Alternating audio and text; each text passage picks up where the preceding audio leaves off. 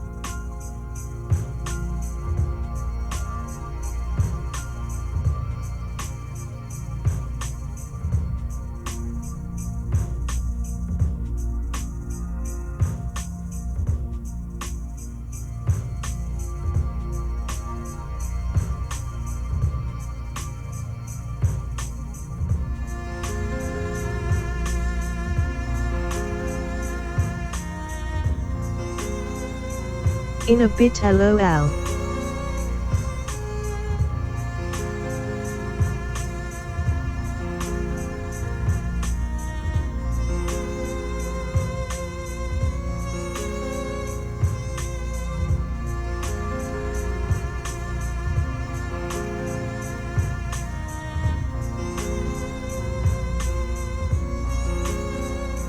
You were supposed to say that this is the stream.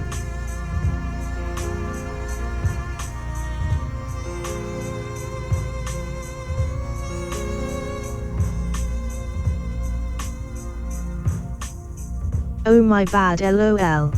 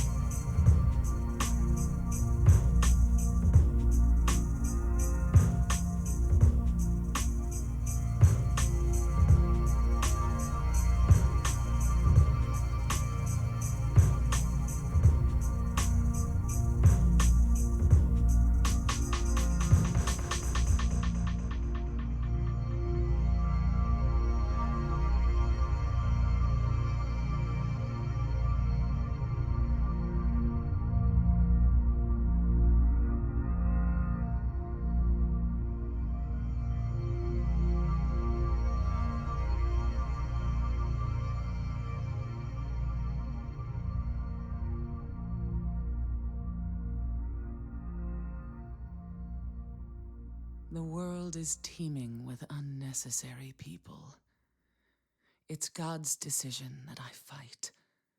As a knight of honor, as a protector of the seal, I sacrifice myself to the blood of criminals.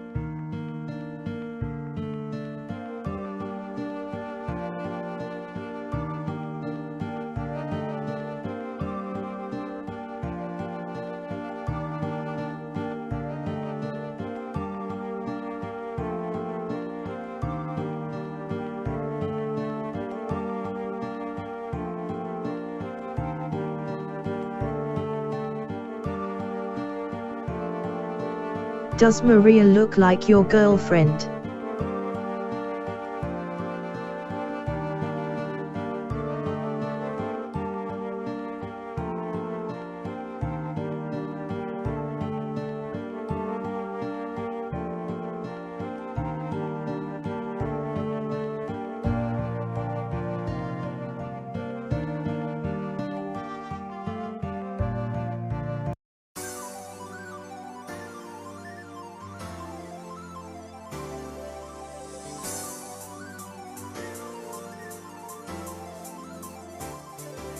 Her original outfit kinda reminds me of Christina Aguilera.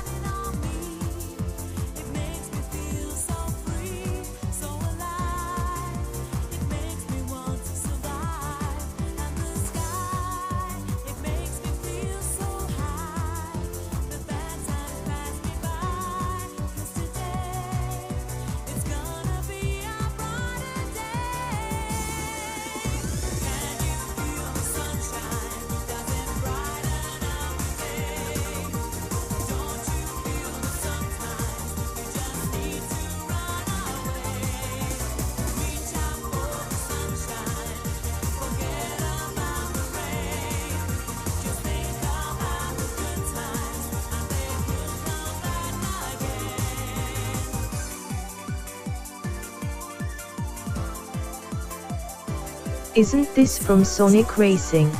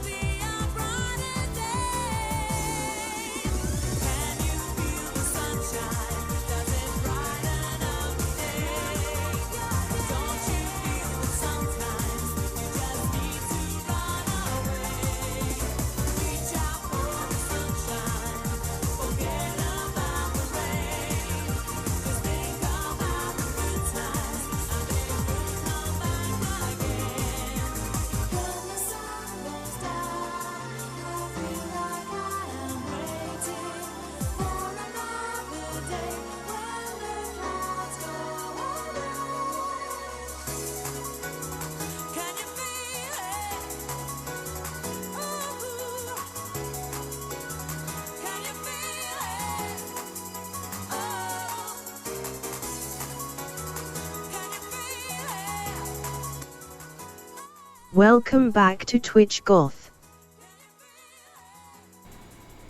Hey! Yes, thank you for the welcome back.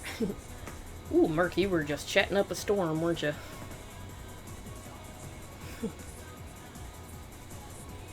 Maria looked like your girlfriend. Was that Silent Hill too?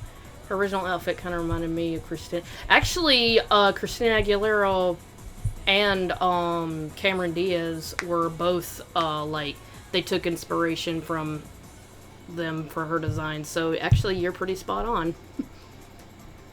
Isn't this from Sonic Racing? I do believe this song is from Sonic Racing, yes.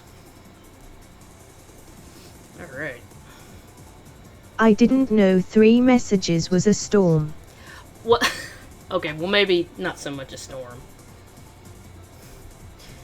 I'm teasing you, don't worry. Clean up your day. Don't you feel that sometimes you just need to... I just watched a Minecraft movie. You did? How was it? I've been hearing like mixed opinions on it.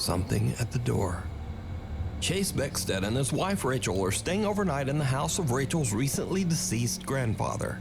The elderly man had passed away in the house only 1 month earlier. So the couple is just settling in for the night when suddenly something happens that is downright creepy. How you doing? You okay? I don't know. You a little freaked out? A little bit. So, we were just going to bed and we're not... Oh, I hear it. Yeah. Let me just show you.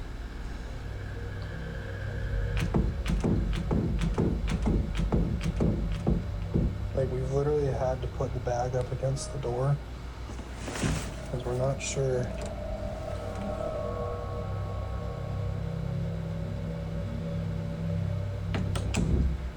Did I ever tell you about the time my dad used the "not right now"? I just got home from work excuse when it was on a day he was off from work. Damn. Even though there's no draft or air current in the house, the bedroom door begins to randomly move as if it's being quickly pulled back and forth by some unseen force. Understandably, Chase and Rachel are pretty shaken up by the strange, unexplained phenomena. They decide to just pack up their stuff and leave the house. But this is when things get even creepier. Okay, so we're leaving. We got all of our stuff packed. Oh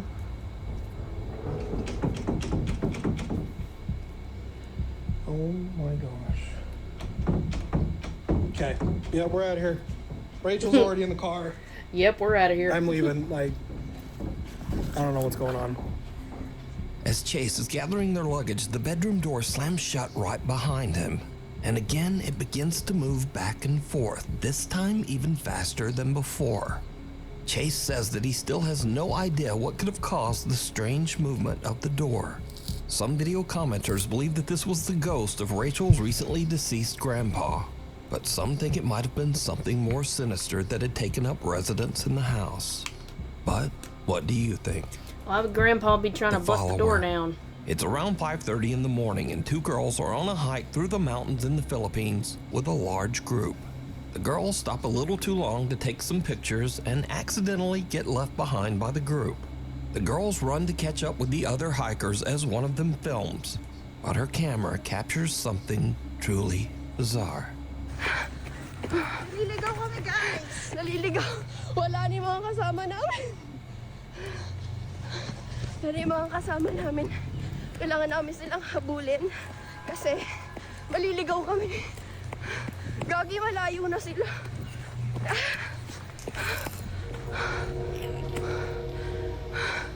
Wala na.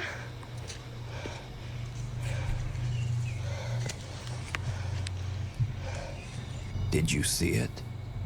No, As what the two happened? girls run along the mountain trail, way back in the background, some strange shadow figure seems to be following them.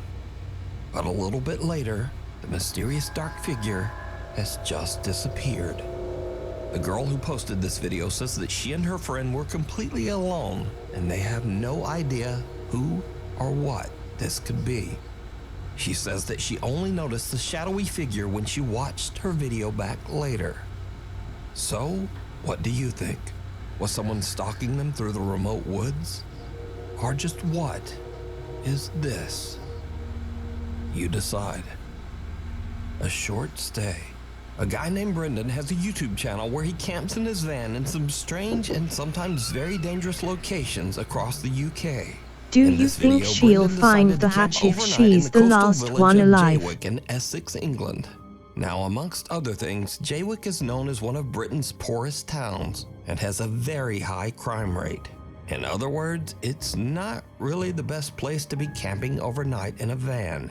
But that doesn't stop Brendan. A little town in England called Jaywick, coined as one of the most deprived towns in the UK. And I thought, as soon as I'm in the area, I just had to go and see it. Brendan searches around and eventually finds a place to set up camp that is just outside of town and kind of in the middle of nowhere. Listen to me. Sorry, I was talking to my Hello, mom, so I muted the mic for a bit. I mean, there's no other houses around me, so it's not as if I'm alone in a housing estate. Brendan sets up his bed in the van and lies down for a night's sleep. But around 2:30 in the morning, things take a terrifying turn. I think someone's outside the back. Ugh, some ASMR in my ear.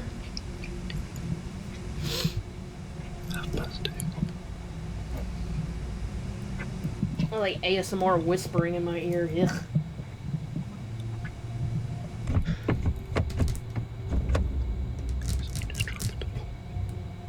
Hey! Whoa!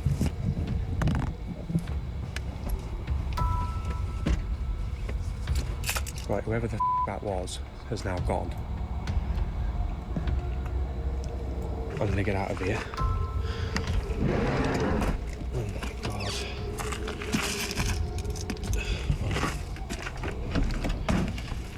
Oh, fuck's sake.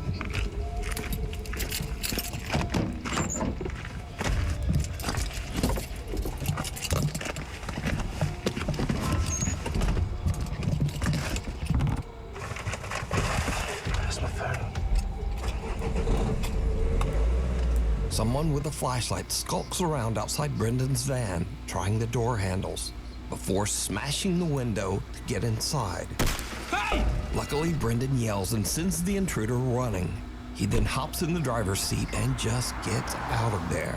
Brendan makes it out safe, but obviously is very shaken up by the whole ordeal. He decides to not only leave the town of Jaywick, but to drive all night, 3.5 hours, all the way back to his home. I just, quite frankly, just wanted to go home. I was really, I wasn't in a good mind space.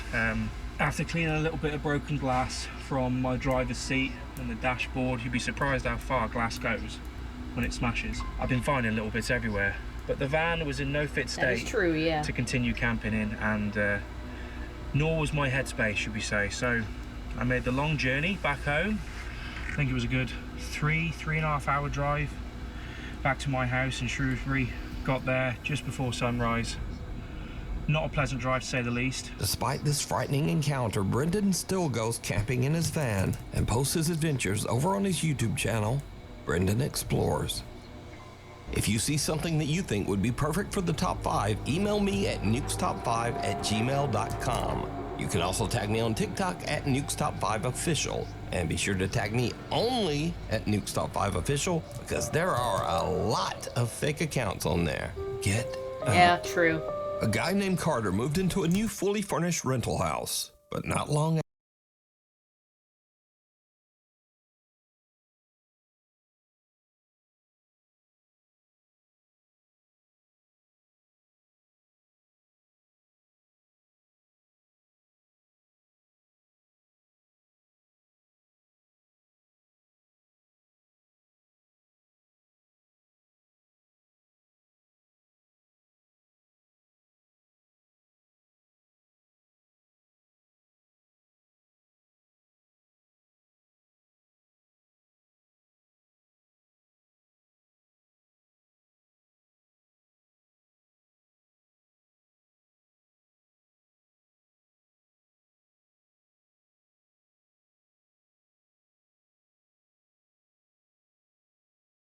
after he moved in, he began to experience strange things and hear unexplained noises. Late one night while he's asleep in bed, he hears the creepy sound of what seems to be someone hitting keys on the piano in his living room.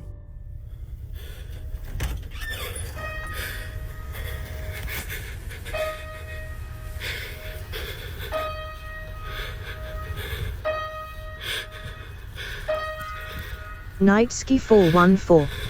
Who's there? Thanks for following. Carter decides to lay on his living room couch to try to figure out just what is going on We're with just, the piano. As you might. Yeah, we're just chilling and watching some random videos on Saturday. That's what we do every Saturday. I'd imagine. Right now we're watching Nuke's Top 5. Not go well. Dude, what the f? The piano plays again and a chair moves, and Carter decides that he's had about enough. Oh my He goodness, decides to excuse leave the me. house to stay with a friend. But as he is leaving, he manages to capture this video.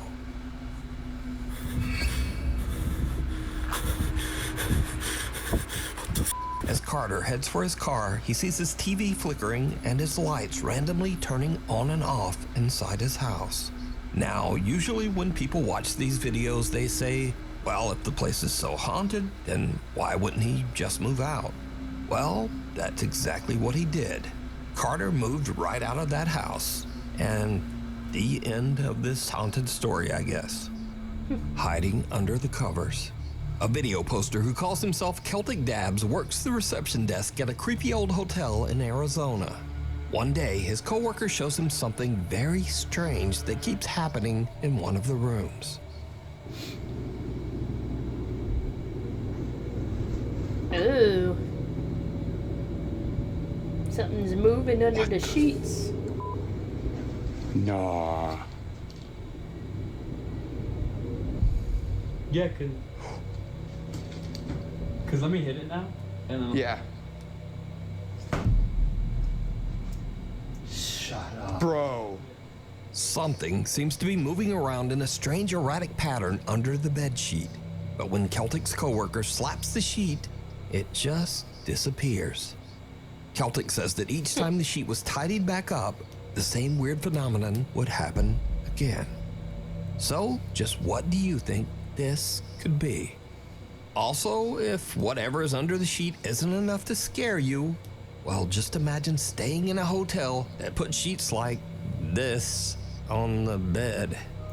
Honestly, the thought of sleeping in those sheets scares me more than whatever is moving around under there. So either way, this video is truly disturbing. Night call. Late one night in Pueblo, Colorado, an emergency call comes into the 911 dispatch center. But whoever made the call hangs up almost immediately. The 911 operators trace the call and find that it came from Imperial Memorial Gardens. Well, the weird thing is, Imperial Memorial Gardens is a funeral home, surrounded by an 80-year-old cemetery. And it's 3:30 in the morning, so no one should be there. Now, as standard procedure, the 911 emergency operators call the funeral home back to make sure everything is okay. And someone answers the phone. This is what the 911 operators hear.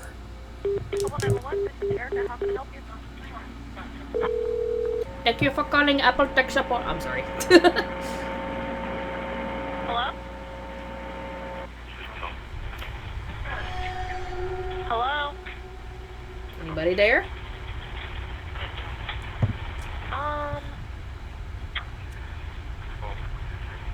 Hello? Speak up. Can't hear you.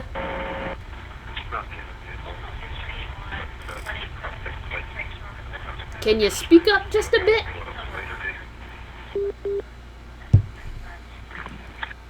There's a lot of static and a quiet male voice seems to say something a few times, but then the call just goes silent. Again, as part of standard procedure, the emergency operators send the police to check out the old funeral home. But when the officers arrive, they find the funeral home locked up and all the lights are off. No one's there. Now, I tried to clean up the call audio as much as possible, but there's just not much there. Hello? Hello?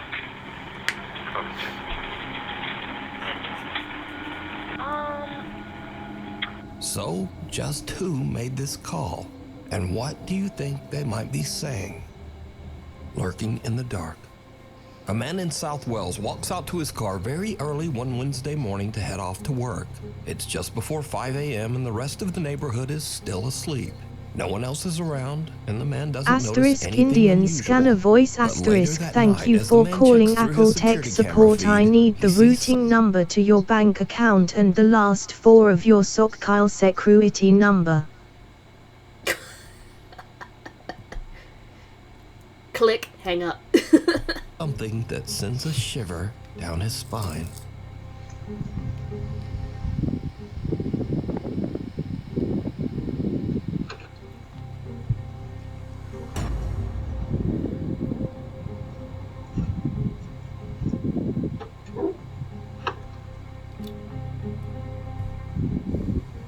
As the man approaches his car, some lumbering form seems to appear Oh, yeah, out I of see it. nowhere, quickly hurrying away.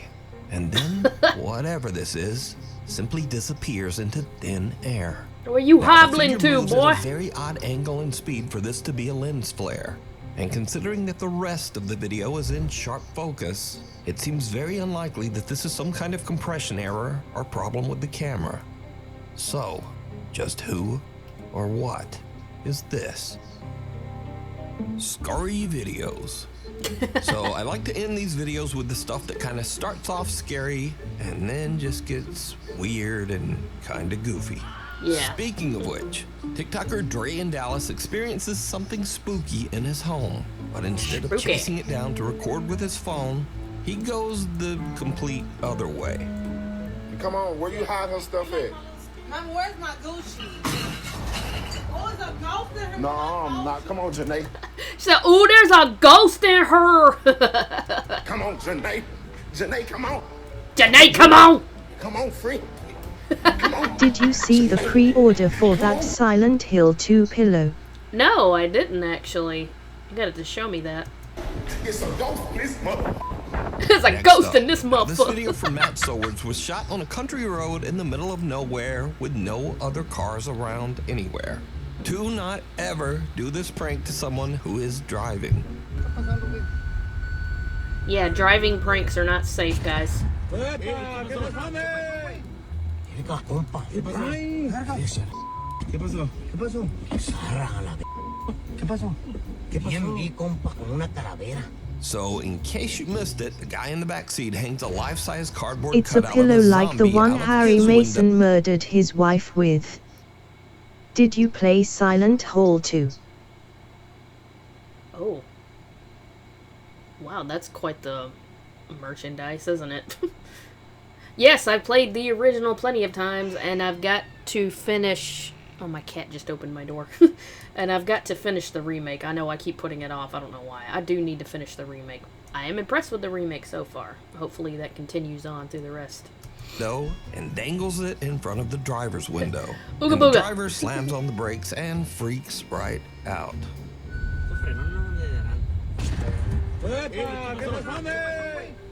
¿Qué pasó? ¿Qué pasó? ¿Qué pasó? Now, lately on this channel, I've shown Oh, I've many seen kids that. scaring their parents for their own amusement. But you see, this segment is very different. And that one was just wrong. Because TikToker Katie Funny Guy makes videos where he scares the out of his wife and kids.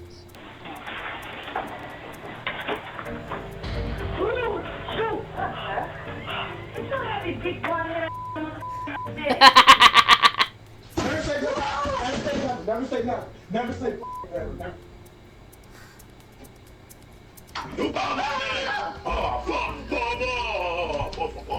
Man, you think they'd be used to it by now. It'd be like that scene in Pink Panther where he's like, I know you're in here, Kato. I'm ready for you.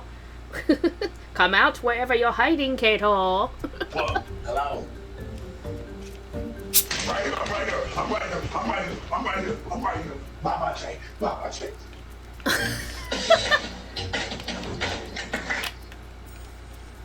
Bro, what are you doing, man? What are you doing? I I appreciate... have seen the Sunset funny. I appreciate that he's creative with it, though. He doesn't just go ooga booga and then laughs. He acts like an insane asylum patient. That's what you damn wild, bro. But now, recently, Katie Funny Guy had an experience where something maybe gave him a little taste of his own medicine. Oh.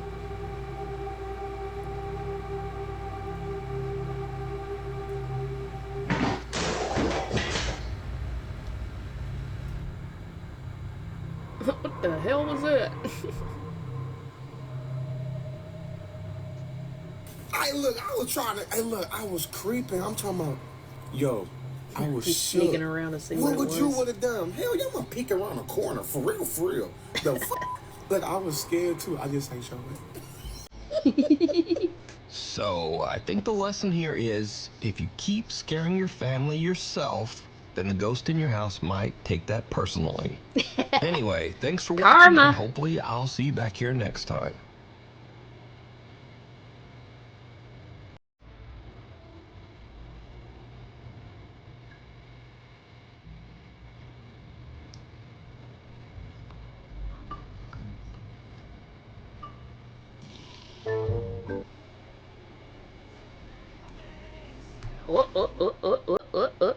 Hang on. We still on autoplay. Let's see. What was another... Uh-oh. Hang on a minute. Get back up here, window. I wasn't done with you. Alright, let's see.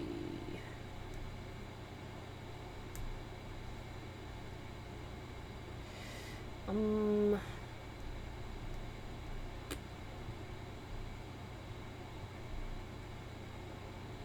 here's one. Sometimes you find a discovery in a game that makes you think, what the? You seen this? Whoa! It'd be nice to play something a little less cursed for once. Fortunately, there's the upcoming Game of Thrones King's Road, the official Game of Thrones action. Okay, sorry, I was trying to make my mouse behave. It's, this is 8 cursed video game discoveries that were never meant to be found. Adventure RPG developed for both PC and mobile. Game of Thrones King's Road allows players to explore the beauty and danger of Westeros, as every decision shapes your journey, with rich customization and character growth alongside thrilling strategic combat. I'm personally excited to try it, as the combat and exploration look incredibly high quality, and aim to match the quality known in the Game of Thrones TV series and books. Fortunately, you can join me on Steam to try it out when the game is available in early access March 26. Pre-register today using the link down below and experience Game of Thrones To make King's your Road mouse behave, did you try feeding it cheese? Until Dawn. I don't know, maybe I should. 9 for submitting this discovery through the Odd Header Reddit. Until Dawn is a 2015 interactive drama originally released for PS4, with a Windows and PS5 remake released in late 2024, which follows 8 characters who are mysteriously killed off as they wait for a rescue crew, who won't arrive until dawn. Oh, that's why it's called Until Dawn. Throughout the game, the characters encounter a number of strange and cursed discoveries while on Blackwood Mountain. However, Wildcat 002 discovered some things while hacking the remake that seemed more cursed than anything the characters find in the game. As during the final scene, Wildcat discovered that while the cabin's on fire, if you were to use a free camera hack, which has been recreated here by my friend and collaborator Slippy Slides, you can find this strange, horrifying creature floating out of bounds. Strangely, this model doesn't seem to show up anywhere during the actual story, although it appears to be made to resemble the traditional appearance of a Wendigo, a creature from Algonquin folklore that does appear in Until Dawn, but doesn't look anything like this in the final game. However, yeah, it was probably just like an original version of the model that they scrapped, and sometimes instead of taking things out, they'll just kind of stick it somewhere in the game where you wouldn't normally see it. Yeah. They went. Oh shit! Sorry. Yeah. They decided to scrap this and go with the more traditional Wendigo, which is just looks like a skinny skinned human. Here, as Wildcat 002 managed to find something that, if you can believe, might be even more cursed. As Wildcat found in the credit scene, if you free cam under this desk, you can find a disembodied odd head. Slippy Slides investigated further and found underneath the floor there's a chain attached to the disembodied head, which makes no sense at all. And attached to the chain is a mass of dead bodies floating out of bounds under the environment, which I think might be all of the main characters' bodies. But why they're sitting out of bounds hanging from a chain attached to a disembodied head also makes no sense. Oh my gosh! Ooh, excuse me, sorry. Slippy Slides found on the other side of the wall here. There's a mysterious man in a tactical suit posing outside the door. No idea why this dude is creepily hanging out in the margins of this room. Only thing I know for sure is I'll be staying up until dawn thinking about this one. Silent Hill 4, The Room. Thanks to C Chameleon for submitting this mystery through oddheader.com. Silent Hill 4, The Room is the 4th installment in the horrifying Silent Hill series. And the last one that's worth playing. I like your little Sonic emojis. Merc. Yeah. If you want, like... I mean, you could play the other games and like them just fine, but if you want the games that are actually real Silent Hill games made by the original... Wanna know a really fucked up prank? Stop at 4.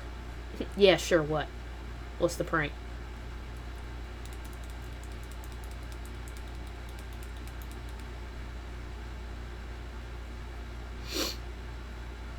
Tying a rope around someone's neck and telling them to guess a letter. So basically, real life hangman. That is messed up, bro. Series, which has a number of strange unsolved mysteries we've covered before, such as strange objects in the game's files and evidence of a missing UFO ending. More evidence has emerged that there may be even more unnerving discoveries to be found in Silent Hill 4. As in 2024, Silent Hill YouTuber Rodolfo Nunez was diving through the texture files of the enemies in the game when they came across something odd in the file called enemycell.bin. Interestingly, in enemycell.bin are texture files belonging to this tiny amoeba-looking thing, which swims around on the walls and floors of the water prison environment, which are completely harmless. Opening the texture file, there are multiple images making up the animation of the cell, but at the bottom of the texture was a row of images that looked rather odd. Once Rodolfo resized the image, it appeared to be a humanoid body of some sort. It's completely unknown why this creature is hidden in this file of this amoeba, and what purpose it serves to the game, if any. Of all the places to find such a horrific discovery in Silent Hill 4, I certainly never expected anyone to find a naked man hiding in the files of this amoeba floating around in the background. Please don't tell me there's a hidden state where this amoeba evolves into this thing. Counter-Strike 2. Thanks to Maxwell Pants 7 for submitting this discovery through oddheader.com. Counter-Strike 2, released in 2023 for Windows, is the long-awaited next entry in the tactical first-person shooter series from Valve. CS2 update and replace Global Offensive, the last online shooter in the series, most notably with improved graphics and maps and moving to a newer version of the source engine. And in updating Counter-Strike, Valve apparently forgot to remove some discoveries in the files of the game that maybe weren't ever meant to be found. As in March of 2024, 6 months after CS2 released, Maxwell Pants found some mysterious unused audio in the data of the game. The audio, called D Inferno Children in the Files, indicates that it would have been used on the map Inferno. Playing the audio, we hear what sounds like a bunch of high-pitched children's laughter. What? Even stranger, these children have been haunting this map for quite some time, as players also found it on the same map in the previous game CSGO all the way back in October 2016, after Valve issued some updates to the map, including minor changes to the environment and improved visibility. Though I'm not sure how demonic children's laughter is an improvement. Some fans think the laughter could have been intended for Counter-Strike's Halloween events that year, but that Halloween update Here's what the answer to that game of Hangman would be: G_TY_FF_CK_FF_FF_B_RF_LLTH_C_PS. Would you like to buy a vowel? Oh my gosh, dude. What in the world? He caught the cursed children, as Maxwell Pants contacted me again in July 2024, just a few months after they found the audio in CS2, to say they could no longer find the file in the game. Looking at the game's update history, the removal of this audio isn't noted, making it seem like Valve really doesn't want players knowing about these kids. If that's the case though, why did this creepy laughter stay in the game for 8 years, even after the release of a new game? Let's hope Valve didn't remove it, because they have no idea how it got there either. Sonic the Hedgehog 2. Thanks to Reverie for submitting this mystery on the Oddheader Discord. Sonic the Hedgehog 2 released in 1992 for the Sega Genesis, shaping the iconic series by introducing Sonic's spin dash mechanic, as well as his sidekick Tails. However, it seems that Sonic the Hedgehog 2 was originally going to introduce something rather cursed as well. The nightmare began Sonic in 2 is my when the favorite. owner of a retro game store met Tom Payne at his garage sale, who turned out to be an artist who worked on Sonic 2. Tom gave him a box full of his old things from working at Sega. In the box were some early drawings of characters and level designs, as well as some floppy disks that contained game assets from early prototypes. With the help of the Video Game History Foundation, dumping the files on the disc revealed early concept art and sprites for Sonic 2, as well as 2 other unreleased games, though it appears some parts of video game history may be better left unseen. As one of the images on the disc is this dude, who's apparently named Bob according to the file name. claims. Looking at the image, we can see that Bob has a gunshot wound on his chest and has a rather unnerving, creepy smile that will likely burn itself into your memory for eternity. And if this image isn't terrifying enough, Bob was apparently supposed to smile and wink at you when animated. Also on the disc is an image of what appears to be a level, where close-up images of Bob's face make up the walls, which seems like it would have been the most terrifying level in all of gaming if it actually made it into the game. It's unclear who Bob is, as he clearly doesn't appear in the final game, and no one from Sega has ever given an official explanation. No wonder the developer tried to keep these discs hidden in his garage all those years. Mr. Mine. Thanks to Jack for submitting this discovery through oddheader.com. Mr. Mine is an idle mining game from indie developer Playsaurus, originally released as a browser game in 2012, then remastered and released on Steam and mobile. It's a pretty addicting game set to a soundtrack with an eerie feel, where the player digs their mine to uncover resources like diamonds and other minerals. As you dig deeper, you can upgrade your tools and workers, discovering more materials and secrets the deeper you go into the mine. The player completes a quest for making new discoveries, such as finding treasure chests or the golem in the cave. However, there seems to be something more dark and sinister buried in this mine, as by upgrading the mine manager to level 3, the player completes a quest called Triple Judgment. The quest description reads, upgrade manager to level 3. Please help, I'm working for Playsaurus without food or sleep for several days.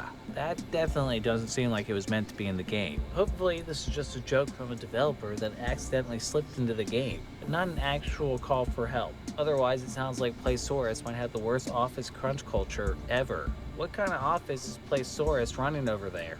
Fable.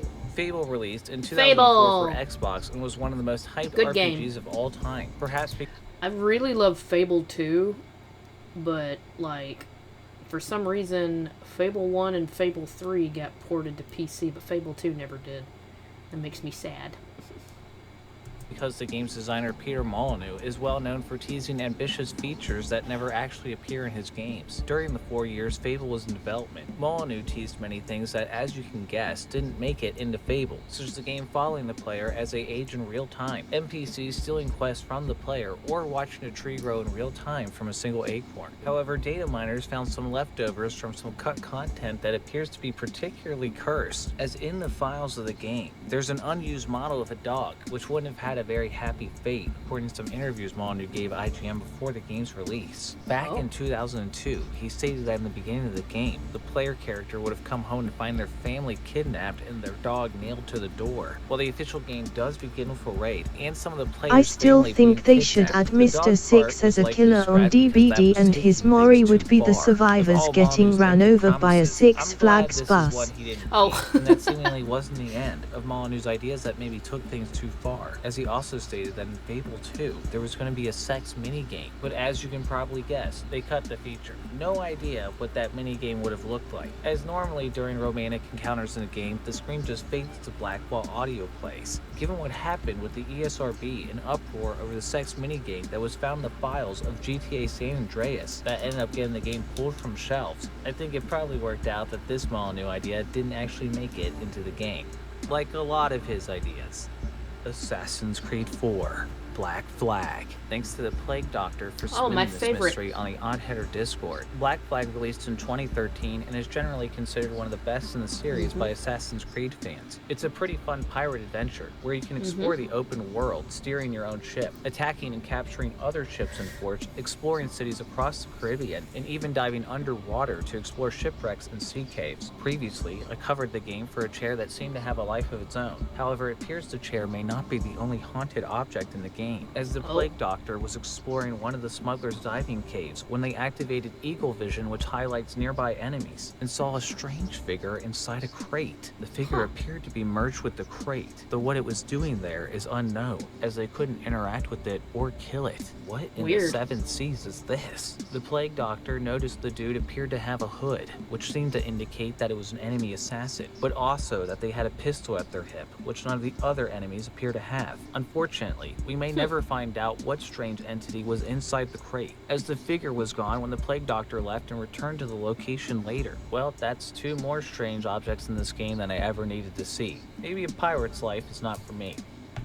People Playground. Thanks to Pan-Man, Bobby the Bob, and Low 13 Gold Source Gaming for submitting these mysteries on the Odd Header website and Discord. If there was ever a word to describe People Playground, Curse definitely fits the bill. No one seems to know what the purpose of this game is. Though it's believed you're in an alien torture chamber experimenting on humanoid ragdoll characters however you please, with the wide variety of weapons and explosives available, and even looking into the files of the game manages to be just as cursed. Pan-Man on my Discord server was looking through the data of the game when they found some strange audio which doesn't appear to belong anywhere in People Playground. One of these audio files is someone simply saying, "What the f is this menu? What the f is this audio file?" Pan-Man also found these ambient noises simply titled, "You should not be here," which I think is probably accurate. Turns out the audio plays on what appears to be a secret unfinished map that Bobby the Bob and Lunar Low managed to find. As by going into the data and renaming the files from level 0 to level 4, and then level 2 into level 0, and then booting up the game, they were suddenly met with this message: "What are you doing? You're not supposed to be here. This place isn't ready yet." Entering the map, you can see what looks like one of the game's normal rooms exists inside some sort of vaporwave hell, where you can see a strange image endlessly repeating across the background. And zooming out, we can see a smiley face, which this game manages to make feel creepy. Perhaps this map is supposed to happen when the aliens decide to branch out to new methods of torture and see if their test subjects go insane when they drop them into a strange endless void. And if that's the case, I think it might be working. And thanks again to Game of Thrones King's Road for sponsoring this video. Game of Thrones King's Road is the hyped upcoming action-adventure RPG that allows players to explore Westeros in ways that they've never before, with an all-new original story that traverses the Seven Kingdoms featuring vibrant cities like King's Landing or the untamed landscapes beyond the Wall. There's also a dynamic combat system featuring 3 classes, Knight, Sellsword, and Assassin, each with their own unique actions, weapons, and skills, allowing you to play your way or team up in multiplayer and bounce against ice spiders, stormhorn unicorns, ironbeak griffins, or red cockatrice. Available on both PC and mobile with seamless crossplay and progression, this free-to-play game provides a fair, no-pay-to-win element experience across both platforms, offering unique cosmetic content in the store. I'm personally excited to see how Game of Thrones King's Road expands the Game of Thrones universe. Pre-register today using the link down below and experience Game of Thrones King's Road before it officially releases later this year. If you enjoyed this video, please subscribe, and if you know of any other discoveries that you think I may have missed, submit through oddhair.com, come join the Discord, or even send me a shout through Twitter or Reddit. And thanks again to Slippy Slides for helping get the footage. Alright. What's next? Oh, here's one. Stop using real people. I think we should stop using images of real people in anything that's meant to be creepy. I think it's kind of lame. And I'm sure we can think of like some examples of this happening over the years, especially in like early YouTube. But like now, we have all kinds of resources to avoid this. Hire an artist, use Photoshop, use a photo of yourself. You know, I would actually rather you use AI than use an image of a real person. That's how strong. Or you could use that site that I use sometimes for like character inspiration. It's called This Person Does Not Exist. I feel about this, but if by some chance you have no idea what I'm talking about, I'm going to give some examples. Mariana Mordegard Blesgor is pretty tame compared to some of the other examples I'm going to show. If you haven't seen this video, first of all, wow, I feel old.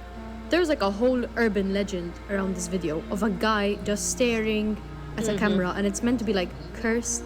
You know, it's like if you people who watch this video reported headaches and feeling like they want to unalive themselves. Like, I think that was kind of the meta for creepypastas from 16 years ago. Oh my gosh. But as far as I know, it's just a photo of some guy. Like, nothing happened to him. It's just he is. a random photo of some dude.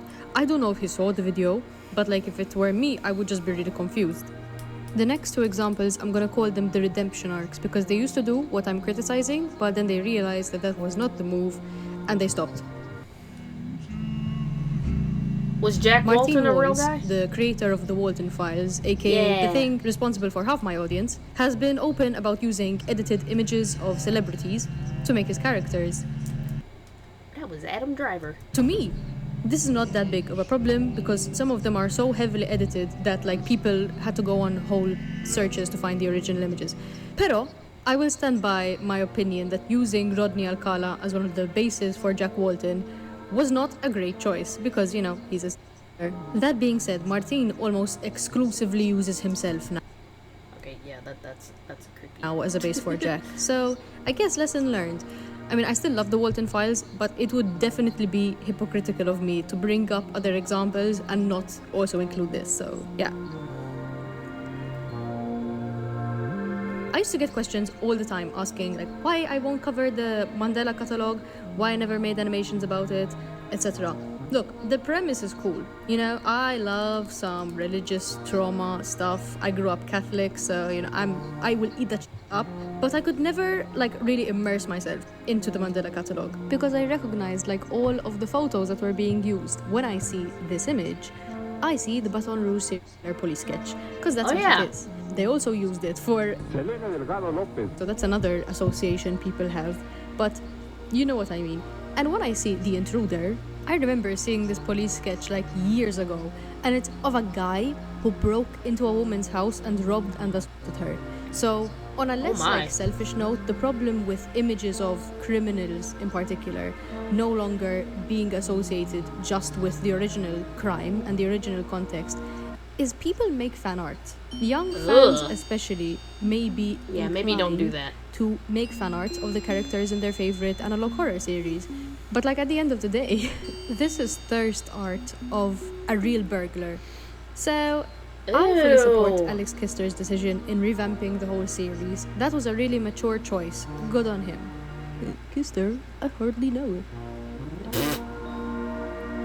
If you're familiar with the underground drag scene, you might be familiar with the Goddess Bunny or Sandy Crisp.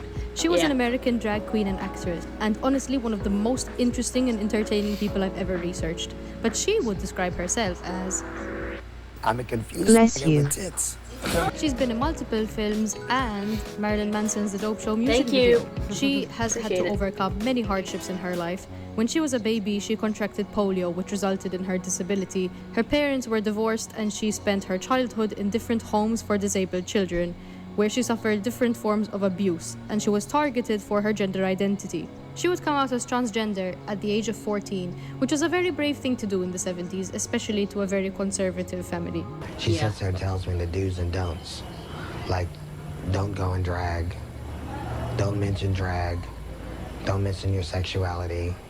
I mean, she went on to the whole wicked outline of being a mother. You can find a bunch of documentaries about her and featuring her all over the internet, and I recommend watching them because I need you guys to know how funny and charismatic this woman was, genuinely. But the reason she's in this video is because if you were on the weird side of YouTube in its early days, you have likely seen Obey the Walrus. Yes. Again, it's another one of these like fake cursed videos. If you watch it, this and that will happen to you. A significant portion of the video is featuring old footage of someone tap dancing, and it's edited using like reversed music and colored filters and slowed down and stuff to make it look unsettling. And out of context, many people were unsettled. But this is footage of the Goddess Bunny, and it's just a home video of her tap dancing. When you take away the mystery and the cursed video story, you're just left with footage of a woman doing what she loves to do, edited to look creepy just because she has a disability. She received a lot of ableist and hateful comments after the video was posted. She actually did have something to say about it. And that Obey the Walrus, excuse me, I'm not a walrus, I'm a human being. Yes. And I would appreciate it if people would recognize that. So if you all would please stop posting negative comments online, I would highly appreciate it. Yeah, come on, guys. That's not Sandy cool. Crisp passed away in 2021 of COVID-19.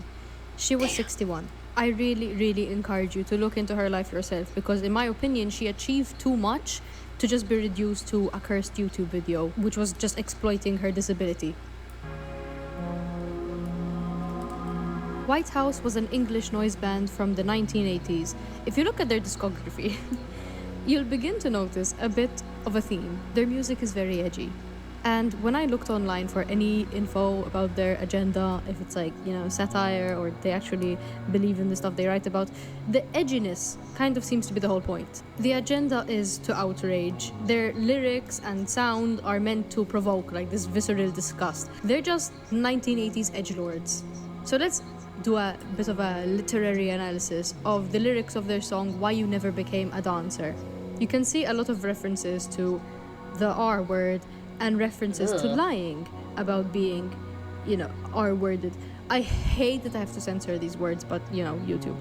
Yeah. It seems to be an argumentative and sarcastic response to Tracy Emin's Why I Never Became a Dancer. But the lyrics, in my opinion, don't seem like they're targeting Tracy herself, rather like a hypothetical speaker or the persona rather than Tracy herself. Apparently, several band members like Tracy Emin's work, so I don't know. But enough about the song itself. I am talking about this fan-made music video. It wasn't made by White House, so that's why I'm assuming it was a fan-made music video.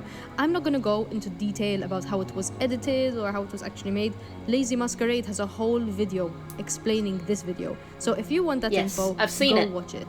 But Yes, as go you watch can it. see, there's Good this video. gif of this girl playing over the song, and it looks creepy and it's stuck in a lot of people's minds 17 years ago. What's important to me is who this person is, and we have the answer to that. 2 years ago, a Redditor would make this post saying that they were looking at random Japanese websites and they found one called the Tuburo, dedicated to internet mysteries, including Why You Never Became a Dancer. Someone had emailed an unedited photo of the girl in the video. It's Reiko Takemura. She was a 21-year-old housemaid. She was described as charming and always wanting to make people laugh. She was athletic, her hobbies including tennis and skiing. The photo was taken from a book about Japanese serial Kiyoshi Okubo. Yeah. She was one of the 8 women that he raped and murdered.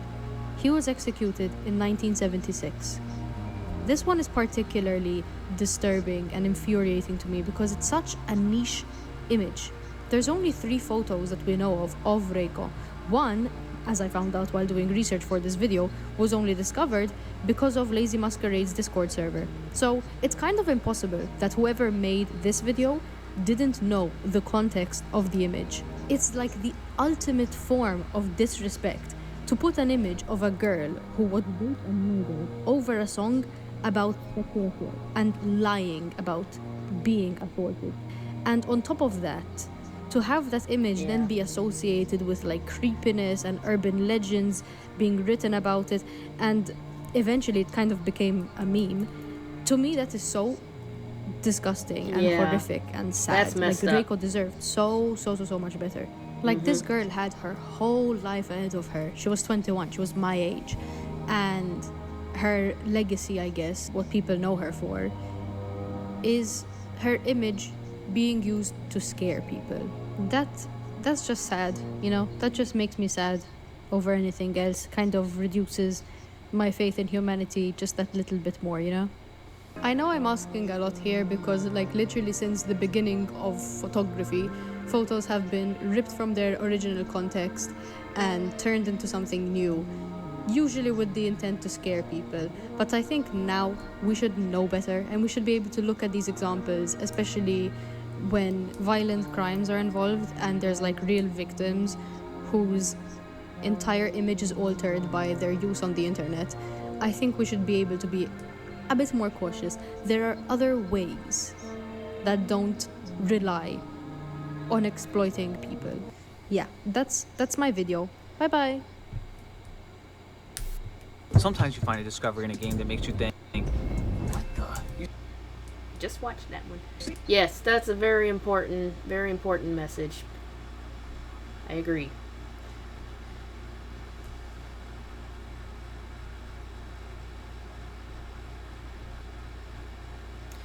I think we'll watch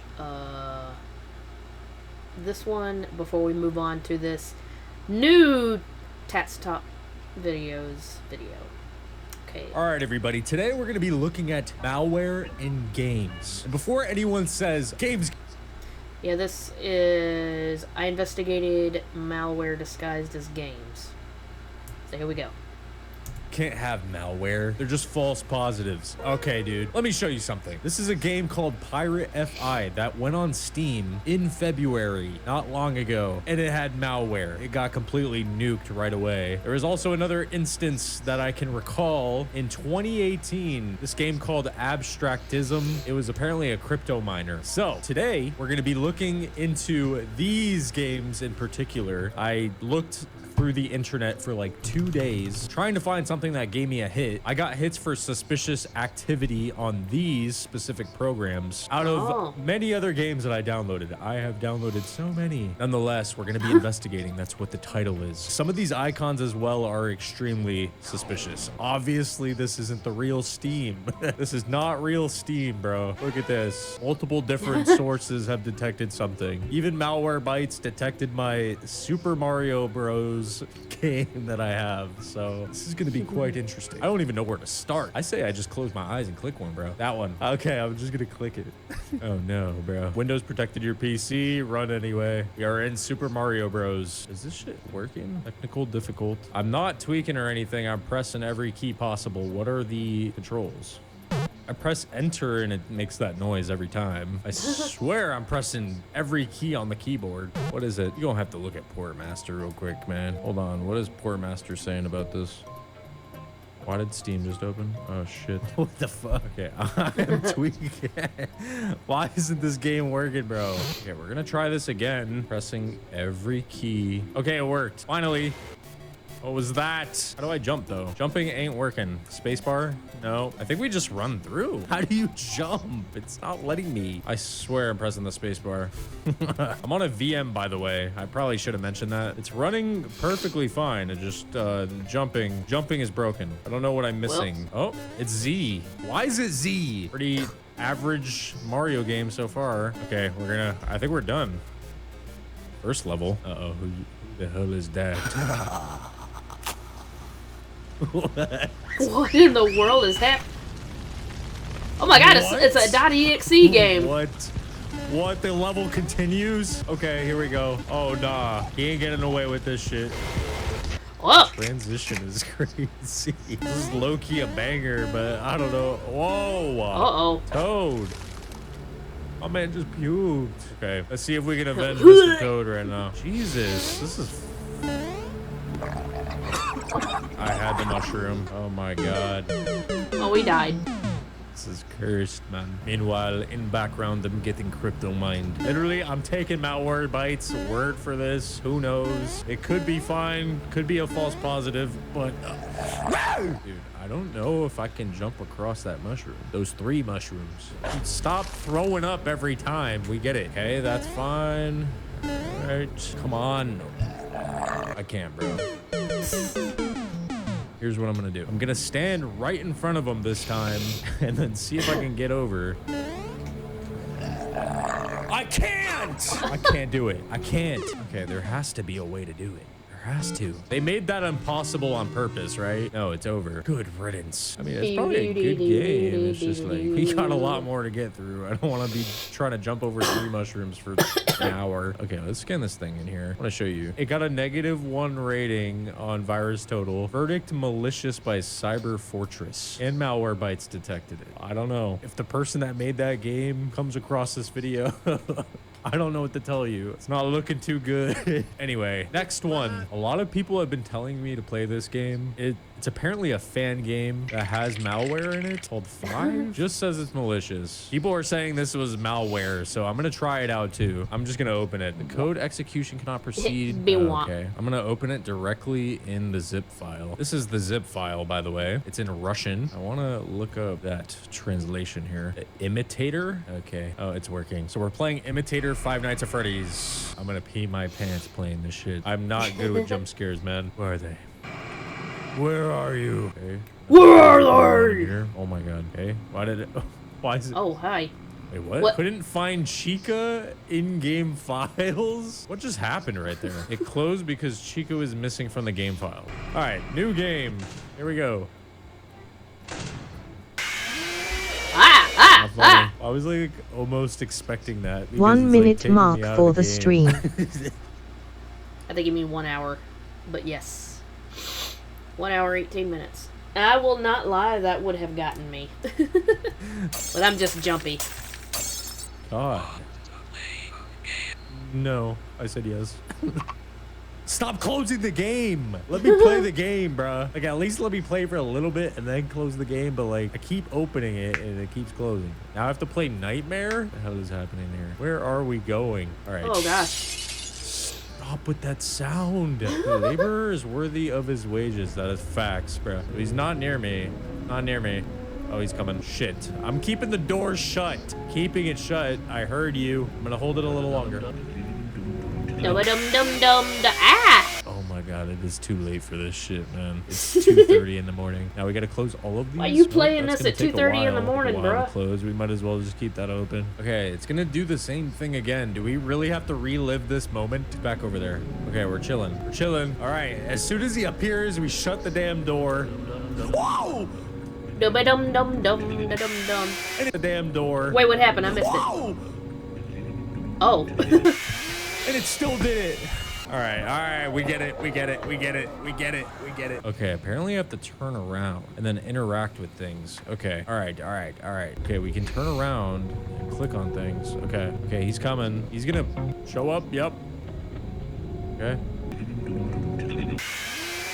I don't know what I was doing wrong right there. All right, dude. I give up, man. How the f are you supposed to, how are you supposed to do that? Listen, one more time. Guide. Let's read it carefully. Okay, I have Freddy down. Bonnie, he'll appear at your room and you'll need to look behind to not get caught. Foxy, he'll appear sometimes when you have free time. Keep looking at the tablet so he doesn't recognize you. Okay, I'm gonna do it one more time. I think I know what I'm doing. I gotta turn around.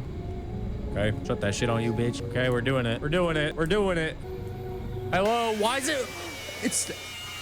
It's frozen. I had that shit on lock. I had that shit on lock and my game froze. I'm done. I can't take this anymore. Jump scare's a little weak, I won't lie. We're gonna move on from that one. Now we're gonna look at Roblox. I think this is one of the ones where it is literally just a fake Roblox EXE, but it's just an infector. I don't even know what a Floxif is. That's a new one. Family of viruses that infect Windows executable and DLL files to download and install other malware onto your computer. That's a little concerning because yeah. they could download whatever they want. That's I a want to lot show you guys concerning. where I got this from. So I got it from this malware database, and it basically runs it through multiple different antivirus scanner type websites, and all of these except for one says it's malicious. I'm a little scared. What's going to happen here? Will my port master start tweaking? Yeah, I'm a little scared. It is in my Windows 32. It's funny how I opened Roblox and it's now opening Windows 32. This is port master. I can see things in real time. It's kind of like in-depth task manager pretty much. Worm GR. What is a worm GR? Nah, it's not adding up because that shit opened when I pressed Roblox. Something sus is going on. This is 6 megabytes, but what is it doing? I pressed it and it's not doing anything. I think it's just a rat, and it's probably gonna start installing things in the background. So that's gonna be fun. Does Malwarebytes even detect this? Because I feel like lately Malwarebytes has been letting me down, bro. It is not detecting Roblox. That's strange. So yeah, fake launcher. I wanted to have some of these on the desktop too. They're fake launchers, so beware of that. 6 detections. 12. Are you kidding me? X-worm. Okay. Closing network adapter. Oh my god. Network adapter has been shut off. What? I didn't know it was a worm. Hold on, bro. Scanning the main just in case. Okay, so we have 21 detections. Oh my god. I probably shouldn't have opened that. Maybe we like quarantine the X-worm. I see worm and I peed my pants a little bit. So no, that shit, that's the only thing. X-worm, bro. Okay, so I'm looking at what an X-worm is, and it has a wide range of capabilities ranging from rat to ransomware. Is it not a worm? Commonly used as a rat, so I think I'm fine. Okay, we're gonna have to do all this without internet in the VM. Probably should have done that. Okay, Roblox. Fuck you. As you can see, I do have a lot of Five Nights at Freddy's ones. These are very common. Very common for people to think that these are malware. So I want to show you guys these detections on these other ones, but I'm scared to put my internet on. Okay, maybe. We're going to run another scan. We're probably just going to quarantine everything because what's the point. I'm scared. And then I'm gonna turn the internet back on like a dumbass. But I mean, my main computer seems fine, so that's good. I'm gonna play with fire a little bit here and turn the internet back on after we quarantine this. File infection. I would be doing this on some like throwaway laptop that I don't use anymore.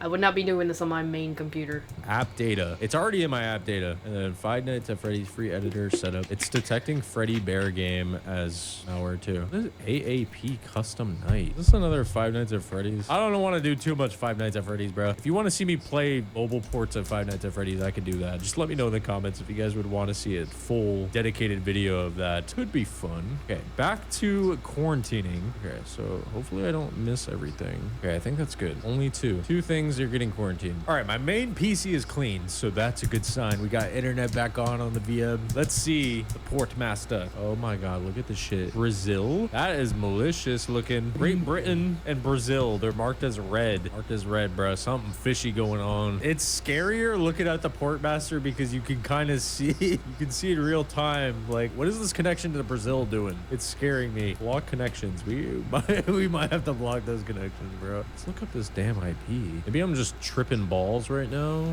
but Brazil, why? I know some of you guys right now are from Brazil. Shout out to you, but but why Rio de Janeiro? Anyway, let me show you guys some more of the stuff that I have on my desktop because it is quite the lineup here. Now, Minecraft free. Let's get the Minecrafts out of the way. I was gonna actually, did I press that? I can't remember if I pressed that. Let's press it. It doesn't do anything, does it?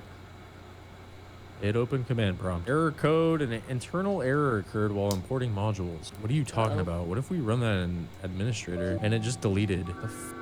What? LAN peer-to-peer incoming block connections, bro. Oh, we got you now. We got you now, Minecraft free. Look how many times he tried to connect, bro. That's a rat for sure. And then it deleted itself too. Oh, nah. I'm scanning one more time. I want to see like if it's like creating files or not. It literally just deleted itself. I wonder how many people that file has gotten. What is open Chrome batch file? What is this image too? That put chills down my spine. Why is there a screenshot of my screen? I didn't take that screenshot. What is this open Chrome shit? Oh my god. Okay, that was that game. Why am I... Dude, it's giving me chills. Five Nights at Freddy's. You're scaring me, man. I'm not lying to you guys when I'm saying I'm freaking out right now. I know this is on a VM, but it's still a little sus. I want to play some Geometry Dash, dude. Let's put this into Virus Total and see like what kind of hits we get on this. It's got a lot of hits, dude. Over 10 different hits. EXE Trojan Schoolgirl. Pretty sure I got that shit off of Game Jolt, by the way. They say it's a false positive, or it isn't. It doesn't mean that the game was intended to contain malicious actors, but it could very well be that the creator's PC or the uploader's PC was infected without their knowledge and it managed to attach itself to the game. So there's many different possibilities, but we're gonna open it. I mean, it's a Geometry Dash with a black box. So, all right, we're in. It's time, bitch. I haven't played this shit since like middle school, bro. Wait, what the fuck? Look at this. Okay, I think that's showing that I opened it, actually. It scared me. I thought they changed the icon of Microsoft Windows operating system to Minecraft. It's sending to a remote peer. Okay, we can actually see what Minecraft is doing. They're sending it to a Discord? Remote peer to discord.com. That is strange. I think they're trying to take my Discord account. So that pretty much just takes your Discord account if you're signed in. Very weird. Okay, back to Geometry Dash though. Hold on. Stop hating. Stop hating. Stop hating. It's delayed. It's not me, I swear. Oh yeah, there we go. We just gotta be very, we just gotta be like quick with it. Oh, we have to kind of like press it in anticipation because it's delayed. Brah, I'm pressing it, dude. Now we're popping off. I was going so far, man. Okay. Okay, here we go. Yup, we're cooking. We're cooking. Ah, what the f was that? Okay. Dude, that threw me off so much. What was jump that, scare or something? dude? Yeah, we're trying again. Just disregard the random jump scare. You guys know exactly where it's going to be, too. Remember, it's coming. Okay. Once we get back there again and remember. Okay. We have to game right now. I need to lock in. I was pressing it. I swear. I was pressing it. Okay, here we go. Here we go. This is the one right here, bruh. Just Press them quick. Why isn't it registering, bro? I swear it's just not registering. Can I press the up key? Yeah, I can. Okay, I'd rather do that little key. All right, I'm pressing the up key now. Here we go. Yeah, it's a lot easier to press than the space bar. There we go. This is it. Here we go. Don't die. Just disregard. Jump scare. Yeah. I was going so far. Why did the jump scare didn't pop up this time? Oh my God, are you joking me? I'm not shit at this. I promise. Watch this. Watch and learn. Getting a little too cocky. Let's just shut the f up already. Oh my God, we did it. What is happening? Where are we going? Where are we going?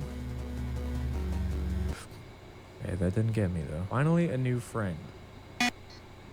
Huh? Okay.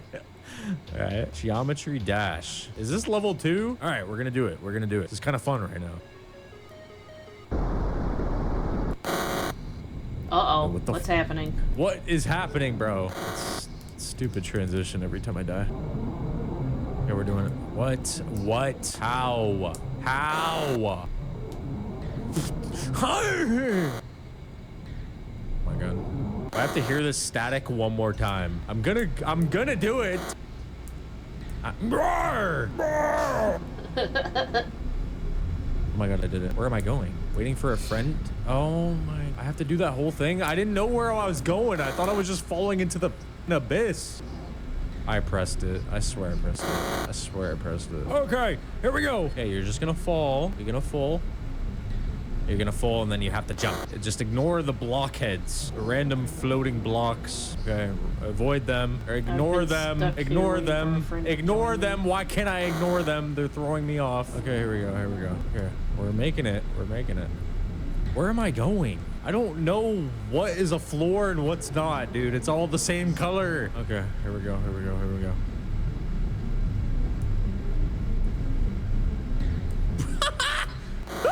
I love this game. I'm never making it out of hell. You know what would be even worse? If there was like jump scares happening during this. Oh my God. Now I'm getting pissed. Careful what you wish for, man. Maybe I'm just dog shit, bro. I'm starting to think so.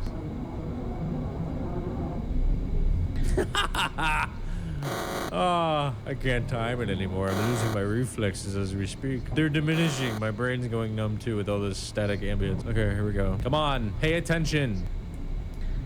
We were almost there. We were almost there. I can't. Yes, I can. Yes, I can. Yes, I can. Yes, I can. I'm doing it. I don't care. I'm doing it. Don't get distracted by these damn blocks. Okay, we did it. We did it. We did it. We did it. Now where are we, man? I'm just in nothingness. I'm in nothingness right now. This is awesome. Look at me. I'm getting crypto mined. Was that it? Isn't it wonderful? We can play for eternity here. Just you and me in my beautiful void. Yeah, come out then. Show yourself, man. Is it over? I don't even see myself no more. Oh, and it just closed. I thought there was gonna be more to that game. There was like one solid jump scare in that. And then he kind of just changed his mind. He was like, okay, I'm not gonna throw in random jump scares anymore. Either way, not a bad game, to be honest. I wanna see what this GTA 6 is all about. Trojan malware susgen. Doesn't sound too bad. Hey, we're in GTA 6. Turn that shit down. Turn it down. Turn it down. Let me get up. Just wait till I get up, bro. Oh. All right. What is going on in the city? Is that Dream over there? Oh my God. How old is this game? I don't understand the objective here. Am I just supposed to kill everyone or what? Game is dumb as hell. I'm just gonna jump on these little tiles. Okay. Where does this lead us to? Okay. Now what? Is this just a vantage point to Dream so you can just snipe them? What the f is this? The sky just changed into red. I don't like that. I'm gonna see what's on that iceberg over there. Hopefully not the Titanic. Turtle. Oh no. No! No! Is that Kung Fu Panda turtle? No, he's dead. This is all right. This game sucks, bro. I'm closing that. All right, that was ass. Yeah, GTA 6. that I wasn't think it's very time good. now to play Fave Nights at Freddy's free version keylogger. Wait, what? This is a keylogger? It's a common thing for it to be a dropper because it's just a false positive when it's a dropper here. I don't know how to pronounce that. Here. Keylogger is interesting. We're gonna open it anyway. This game contains flashing color, loud audios, and loud. Oh, all right. Who is that supposed to be, bro? I don't look like anyone. Okay, I can't really tell what's going on. It's so damn pixelated. Oh no. Oh, what the? That is not a nice sound. Now what? Oh my god, I can move. I'm Freddy. Is that it though? There's no way this is the entire game. Assuming I have to go this way. Yes, we continue. It's audio. Okay, we collected the little orb. We're playing Geometry Dash again, bro. Collect the demon head. I can't get over there. His face is all messed up literally now. region blocked. Maybe there's a different way. What am I supposed to do? Just fall? Oh, and the game closes if I die. That was trash. What about Freddy Bear game? Here we go. Here we go. Here we go. Oh, we can actually see down the hallway here. No cams. Someone just show yourself already. Close it. Close it. Check this one. Okay, we're good. Okay, is he... I love how it's a standard, like, wooden door. It's not even, like, the electronic door. Done? Oh! Okay. See? Okay. Closing that just in case. Oh! What? The door was shut. Time is up. Freddy does not like little thieves playing his games. As a result, you must pay a fine of 3 Bitcoin. If you do not pay, all of your precious files would be Freddy's. I have less than 300 seconds. Bro, I don't have 3 Bitcoin. I actually can't. Wait, what? Unable to access camera? What the f do you mean by that? I'm sorry. Yeah, you better be. Give me my files back. Look behind you. Oh, my neck hurts. I look behind me and you're not there, dude. What am I doing here? Get a gun? Go back? Oh, I don't like that. Up. What even was that? I think I just shot that person. Grab gun, go back, go down hallway, shoot, go outdoor. What do you mean? What am I supposed to do here? Turn back time, get gun. If I could turn back time, I don't like that I don't even know what I was supposed to do right there. Why do you close the game when I fail? Like, look at this shit, bro. Downloader. Let's open it back up, bro. Okay, what if I press on him and shoot him in the face? Okay, what is the code? What is the code? I don't even know. I don't care to even know the code. I don't care. Okay, Fortnite? That looks really bad. Couldn't open output file juego.exe. What is opening? What is opening, bro? Why are you opening my browsers, bro? I didn't even know I had an Internet Explorer on that. Kimono. Uh-oh, LAN peer-to-peer. Amazon. What's going on my Amazon? All right, dude. What about Assassin's Creed? That is a fake game launcher. It's so obvious, though, when it's tiny like that. At least make it look like Roblox. Doesn't sound like it's too bad. Okay. What did that do? I don't think it did anything. All right. Wait, what the f is that? I downloaded these a while ago, so I kind of forgot exactly what these are. What was that noise? Are you guys hearing that too? It's like mist. Is it kimono? Yeah, it's open in the background. What is that? U-Disc ID recognition. Portmaster, help me out here. What are they doing? LAN to LAN, bro. They're trying to connect to my shit. There are so many connection attempts. Something is lurking and I'm getting chills down my leg. What is this game with unknown characters? What are with all these Geometry Dash games, bro? I don't want to play that. I don't want to play that. Not while all this shit is happening in the background. I don't want to play random SpongeBob game. We got a remote peer right now from Canada. Which one of you is it? Which little guy from itch.io is it? Dude, this shit scares me. This is why I don't look at Portmaster that much, because it's worrying. What is error 422? Oh my god. All right, well, that's another one of those. Another rat. Now these files right here, I'm not going to tell you where I got them from, but I think some of you guys can get the idea. It's a 4-step process apparently. I kind of want to run the scan on them because I think they're very infected. Yes, heavily. I'm just gonna open them. Okay, Solara. Press enter, inject Solara executor. You must restart your computer to turn off user account control. Oh hell no. We're gonna let Malwarebytes do something about that before we restart, actually. Whoa, this one got marked as malicious. What the f is this? Just a Trojan. What's so bad about a little Trojan, huh? Anyway, now this one disables Defender. Does that actually disable Defender though? We're gonna put this side by side here. Oh, it closed Windows Defender? Enable. That shit doesn't even work, bro. Literally on right now, bro. What are you talking about? I can't tell if this is like a registry entry or something. I'm gonna open these other ones. Oh, that's just to install WinRAR? Okay, that's just WinRAR. That's just WinRAR. All right. Okay, so let's take a look at Portmaster. This is definitely the most interesting part, is seeing like what is going on in here. I think they're coming in here. The rat is like connecting, right? And they see it's a VM and they're like, ah, never mind, dude. We can't really get anything out of this dumbass, you know? And then they just leave. That's what I'm thinking. 5 Nights at Freddy's free editor setup. Now, who would ever believe that? I just check her Fortnite though. I don't remember what I downloaded here. Okay, nothing crazy. Telegram, Discord. See, these are like trying to take your Discord or Telegram accounts, is what I'm gathering from that. And my screen is blinking. Just blinking, bro. Who is here? What is CRSS? China? Internet peer-to-peer to China, bro. South Africa. What is going on in here, bro? What is going on in here? What are with all these countries? Run a scan. We are clearly, yeah, we're clearly infected. Anything running? Oh, CPU's at 100. Or it's going up and down from 70 to 100. What? Wait, what? That's like almost more than what I got on my laptop, dude. I didn't even do that much. All of the icons on my desktop is all that I pressed. That's all that I pressed. So I have spreaders spreading in my computer right now as we speak. Holy shit. 485 is crazy. Virtual display driver, system 32. Yeah, dude, it's that easy. Fake games, malware games will get you almost 500 detections. What? Spyware password stealer. Good thing I'm not signed into anything, motherfucker. Good try. Yeah, look at all these guys. They can't do anything in here. Dude, I was not expecting that at all. Bitcoin miner. It literally says Bitcoin miner, dude. By the way, I am partitioning my graphics card with my main computer, so I don't know. Does anyone know if that leaves a vulnerability for my regular computer? Or am I good? Can I just like quarantine all this? Let's see how much of this disappears when I quarantine everything. What disappears here? What is going to disappear? Anything? Oh, all right. It didn't even delete the files that are spreading everything, though. It didn't even delete these. These are the source. I can press these again, and they'll be spreading again. Malwarebytes, what are you doing? What if we run another scan? 105? Oh my god, it's literally spreading. I just did a scan. Is it just spreading?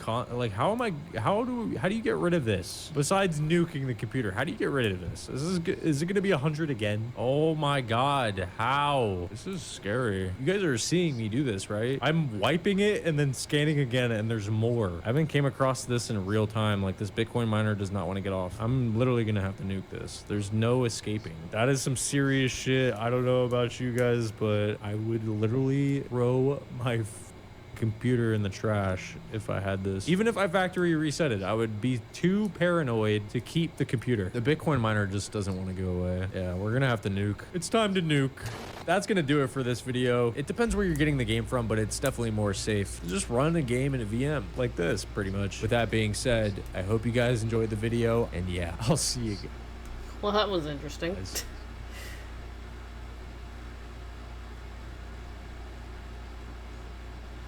Alright.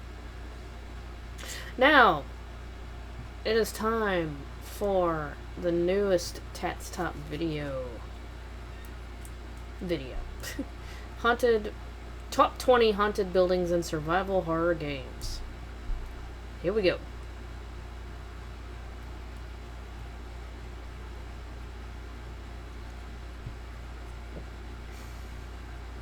This video contains flashing lights, unsettling content, violent content, jump scares, and spoilers. Viewer discretion advised. Spoilers? Not spoilers!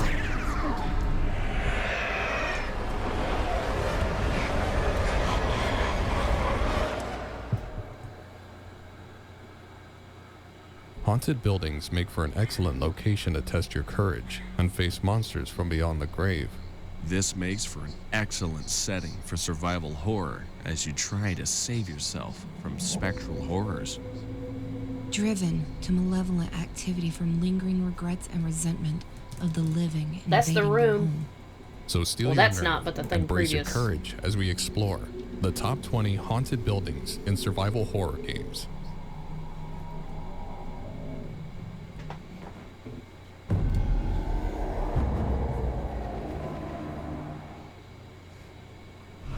Fazbear's Fright, Five Nights at Freddy's 3. Being the third in the Five Nights at Freddy's game series created by Scott Cawthon, you are now a security guard at a horror attraction surrounded by dismantled parts of the animatronics. Unfortunately, also haunted by several phantoms and a wrathful, undying soul wanting to end you. Fazbear Fright came into existence 30 years after Freddy Fazbear Pizzeria closed down and the new owners decided to cash in on its reputation, turning it into a haunted attraction.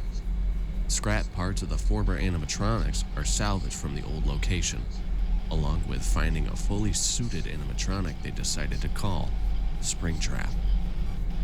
As the newly hired security guard, you stay in the office with a monitor showing you a total of 15 cameras, showing the hall and the inside of the vents. Within the first 5 nights, paranormal activity starts to occur and will proceed to become more challenging within those 5 nights. As the security guard, you will see some familiar faces pop up in your camera feed. For example, Balloon Boy will show up in one of the cameras, looking tattered and worn, only to show up instantly in your office, devoid of any color, with white, lifeless eyes, Ooga booga. lunging at you, then disappearing. The other past animatronics who are phantoms will also do the same, except for the marionette, blocking your view. As all these systems begin to fail at once, it gives Springtrap a chance to kill.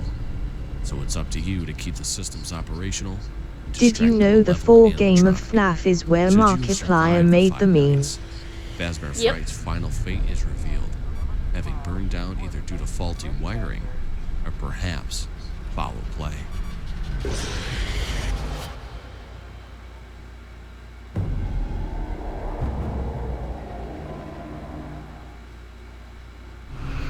Chelsea School. Calling. Calling holds one of the most disturbing levels in the Chelsea School. It takes the familiar setting of a Japanese school and turns it into something eerie and nightmarish. The halls are empty, the lights flicker, and a heavy silence lingers, broken only by distant whispers, footsteps, or ghostly laughter. Strange things happen all around you. Objects move on their own.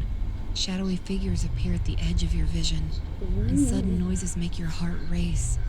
The deeper you go, the stronger the feeling that something is watching. No, you're not climbing on my What desk. makes it even more disturbing is the tragic history tied to the school. The spirits that haunt it aren't just random ghosts. They were once students. What do you if Johnny and Kenshi was in FNAF? A few years prior, 3 high school I don't know. delinquents sneaked That's kind into of a the weird school's computer question. lab after hours, logged onto the black page, and died. The story was reported in local news, although the cause of death was officially listed as unknown. What's understandable is that the spirits here are simply lost, but others are angry, and they don't want you to leave. At times, a hostile spirit will suddenly appear, forcing you to escape before it's too late. With its eerie sounds, dark backstory, and constant sense of dread, Chelsea High School is a place that lingers in your mind long after you've left it.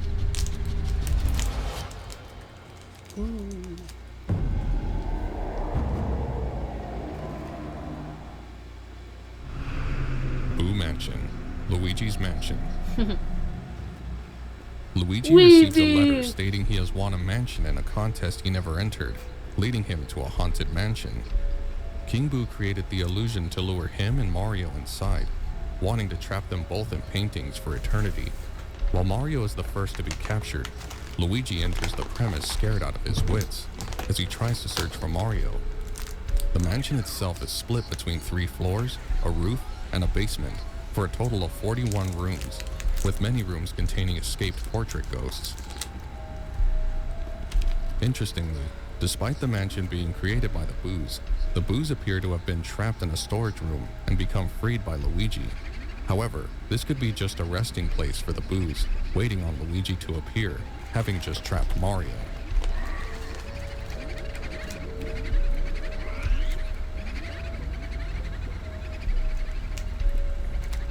Throughout the mansion, many ghosts haunt the place, endangering Luigi from the very moment he enters.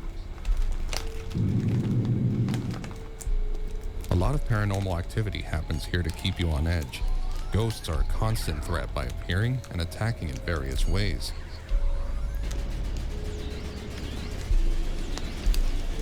Booga booga. But there's more. The rooms can seal up, alter themselves, or even be distorted by reality or gravity. Time seems to be distorted in the mansion, because little time passes once Luigi finishes his quest. The only things that appear to be real here, other than the danger, is the money and treasure. Woo, money! When Luigi finally defeats the ghost and King Boo, the illusion unravels, and the Nightmare Mansion fades away. Egad then uses the money Luigi obtained on his adventure to construct a new mansion. Sweet.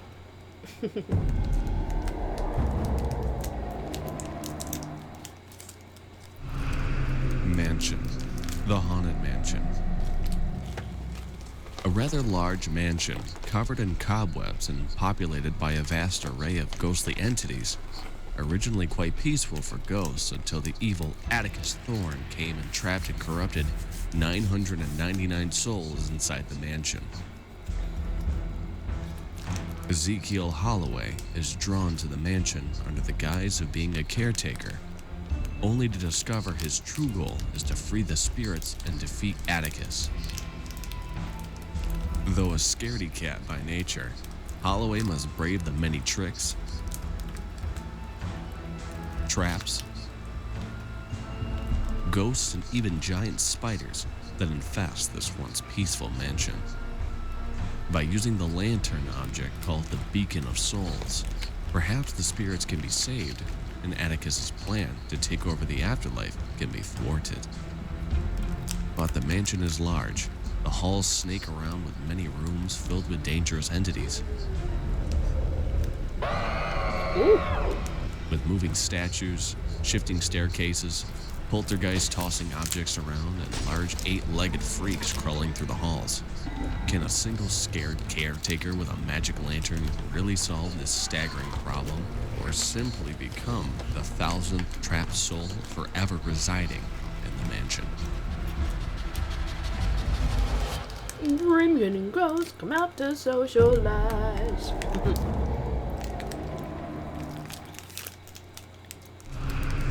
Nevercracker's house. Monster house. Horace Nevercracker is the quintessential crabby old man living down the street. He's always cooped up inside his drab and decrepit house doing God knows what, and only comes out to scold children for stepping on his lawn. Most would think Nevercracker's outbursts come from a sense of pride and overprotectiveness in his house, but DJ and his friends know that they actually come from fear. The game opens with a botched attempt to destroy the house on Halloween night. After swallowing and killing 2 police officers, the house attempts to devour our 3 protagonists as well, who are locked in the back of a squad car. Before they are dropped into the abyssal maw that is the mouth of the house, they are able to escape through a broken window and land safely. This safety does not last long, however, as they are quickly separated by the possessed piping that runs through the walls of the house. Armed with little more than water guns, you must make your way through the house, reunite with your friends, and destroy the furnace that serves as the house's heart. The house will not let you go easily, though, and will throw anything it has against you, including animated chairs, televisions, and gas tanks. Along your journey, you will also face a living mannequin who bears a striking resemblance to Nevercracker's late wife. After traversing through the broken and tattered remains of an ancient circus buried in the house's basement, you will come across a cage containing the mummified corpse of Nevercracker's wife, Constance, who died on the house's very foundation. Ooh. Knowing now that it's her restless spirit that haunts the house, the young heroes are even more emboldened to finish their mission and destroy it for good, though the house will not go easily. Even as they manage to escape, the house tears itself from the earth and gives chase, eager to take them in and give their souls a resting place for all eternity. Oh man. I've never actually seen that movie.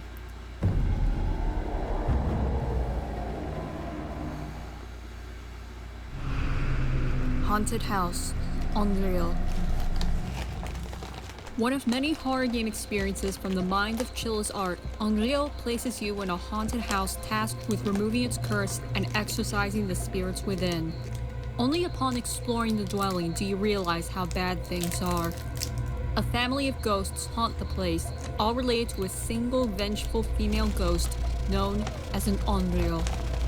Your only defense is a camera that can be used to fight off these deadly spirits just as they prepare to strike.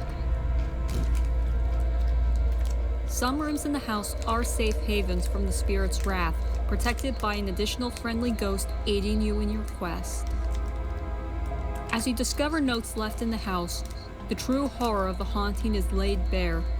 An abusive mother took the lives of her twin children and her husband before ending her own life, leading to the curse and haunting.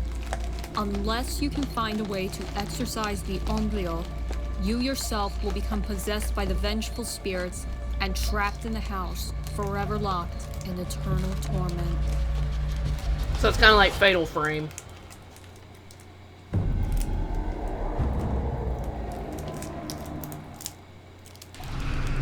Sunny Meadows, Phasmophobia. In this ghost investigation game created by Kinetic Games, the Sunny Meadows Mental Institution, or Sunny Meadows for short, is a large two-story abandoned sanitarium. It holds a history of what was the unfortunate and disturbing norm of being a patient there. Seeing that this was once a Catholic religious institution, it looks as if it was immediately cleared out and permanently closed. However, besides seeing bodies in the morgue, Ew. there are other indications that show that the institution was far less than sunny. Players will witness blood-stained walls, Yuck.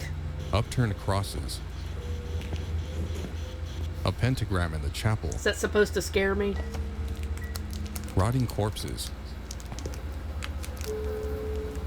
and a room filled with organic matter.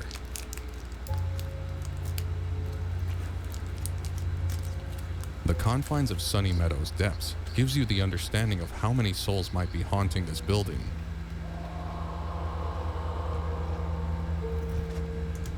God, that right there is just reminding me of Eternal Darkness, the bathtub jump scare.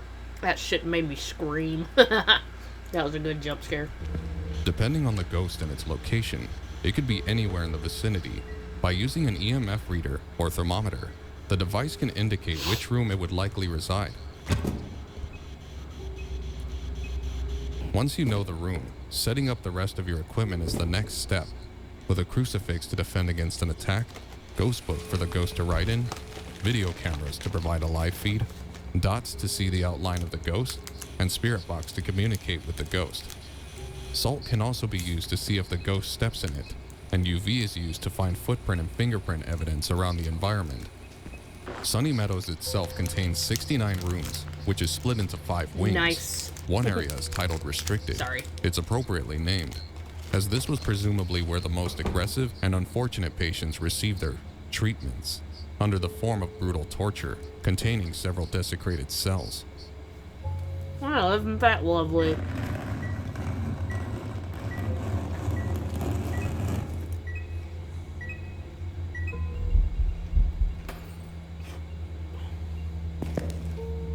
What makes this truly terrifying is that if the player lights the summoning circle in custom difficulty with at least 6 cursed possessions in the game, every lit candle will turn a crucifix in the chapel room upside down. If the last candle is lit, the large cross in the chapel will ignite.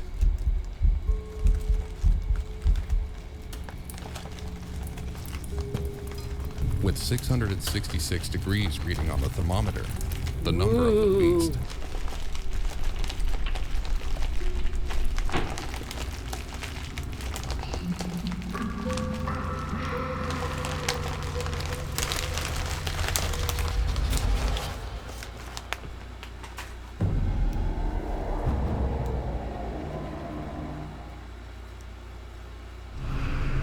Derceto Mansion, Alone in the Dark. Oh, that's the original one. Mansion, the same for the original Alone in the Dark, is a terrifying Lovecraftian nightmare.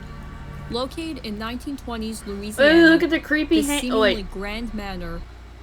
You can't really see because I'm in the way. Hang on.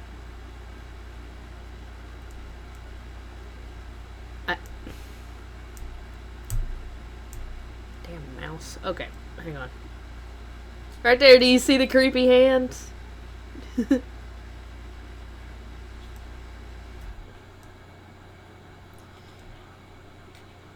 get me back over here. Alright. whose very name is an alias for a dark god, is a death trap for Edward Carnby and Emily Hartwood. Attempting a quick escape is futile, as a giant being awaits just outside the front door to devour you. Inside, the mansion is crawling with ghosts, zombies, and even animated paintings, all eager to inflict a gruesome demise.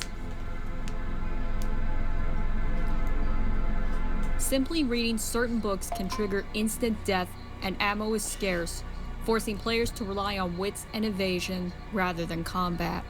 The mansion's dark history is tied to the murderous pirate Ezekiel Prechts, who centuries ago used the power of the Necronomicon to achieve immortality and sacrificed countless souls to dark entities. His spirit, residing within a tree deep beneath the mansion, drove Howard and Jeremy Hartwood to suicide, and Prechts threatens to possess anyone who dares enter to unleash his evil upon the world. The oppressive atmosphere, punctuated by unsettling silences and the chilling musical sting of approaching enemies, creates a constant sense of dread. Shadows drift through candlelit corridors, their outlines dissolving when approached, while soft whispers rise and fall like distant echoes of forgotten conversations. It is not a place of terror, but one of perpetual yearning, where spirits seem trapped in the quiet melancholy of what once was. Prechts' influence can only be broken by a specific ritual involving a talisman and a lit lantern, a solution hinted at through cryptic clues. Failure means a gruesome game over, with your character dragged to a sacrificial altar as the mansion succumbs to Lovecraftian horrors. Even success offers little comfort, as the mansion collapses around you as you escape. Derceto Mansion is a masterclass in survival horror, where death lurks around every corner, and even the smallest mistake can lead to a horrifying end. Yeah, I see no bad messages. Oh, that's good. Good so far. Those are, that comes from an era of survival horror games where they were very unforgiving, and you would have several, game overs and having to restart.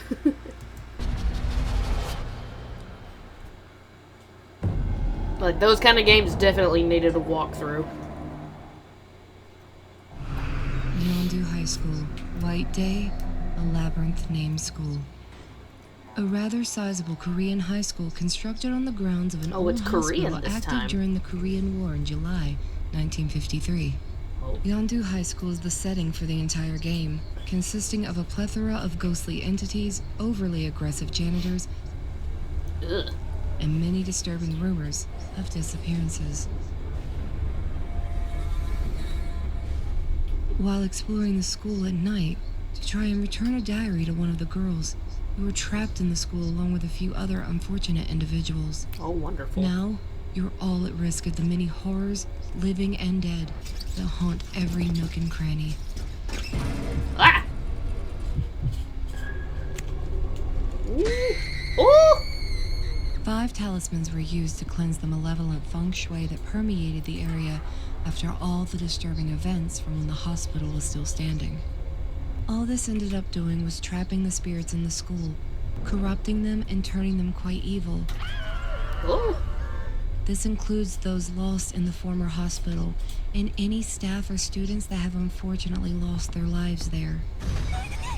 Many of the hauntings are capable of attacking any hapless wanderer to add them to the ranks of the dead wandering the school, forever trapped in its halls.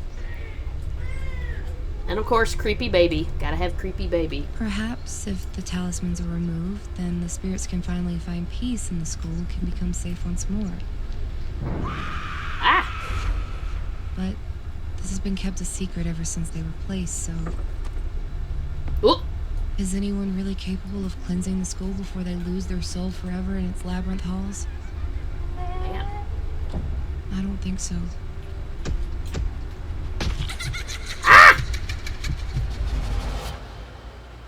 That's got a lot of spooky jump scares on it. In it.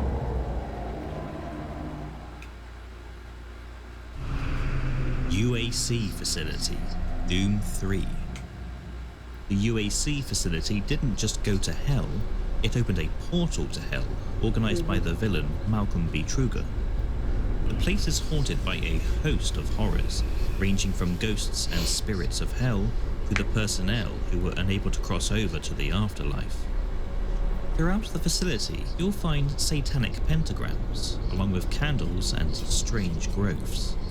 Due to the portal rift, 75% of the personnel were turned into mindless zombies or ZSEC who retain a sliver of intelligence. Those that weren't turned were killed by demons or transformed into abominations by Malcolm himself. At random moments, you can hear ghostly whispers and see subliminal messages on screens, adding to the ever-growing tension and horror. You'll also see furniture and bodies move, hear scraping and banging, lights turning off, doors closing.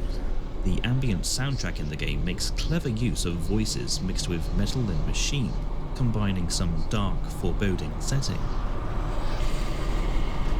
The Marine will witness several horrific things throughout the game. Even as a mute, the cutscenes show the character showing expressions of disgust and hatred. What little survivors remain of this facility take up refuge and are deeply terrified of the events that took place.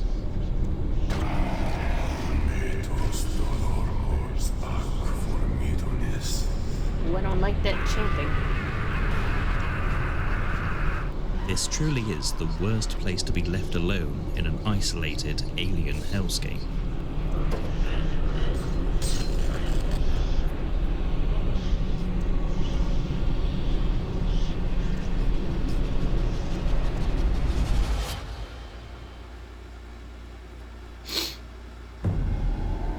Alright, number 10. Spooky's Mansion. Spooky's Jump Scare Mansion. For as long as anyone can remember, this derelict mansion has laid dormant on a hill, casting its sinister shadow over the unnamed town below. Being the avid history enthusiast you are, you journey there to find out anything you can about the mysterious dwelling. Upon entering, you are greeted by Spooky, a cute, unassuming ghost who tasks you with traversing through the mansion's 1,000 rooms and finding out what lies at the end, if there even is one. This seemingly insurmountable task starts off easily enough, with each room simply emptying into the next, though halls quickly grow longer, and rooms grow ever larger. Not long into your journey, you will find your first jump scare. While the cute cardboard cutouts of chibi ghosts and ghouls may give you a small spook in the moment, they are merely a facade, and only a small taste of the true horrors that lie further beyond.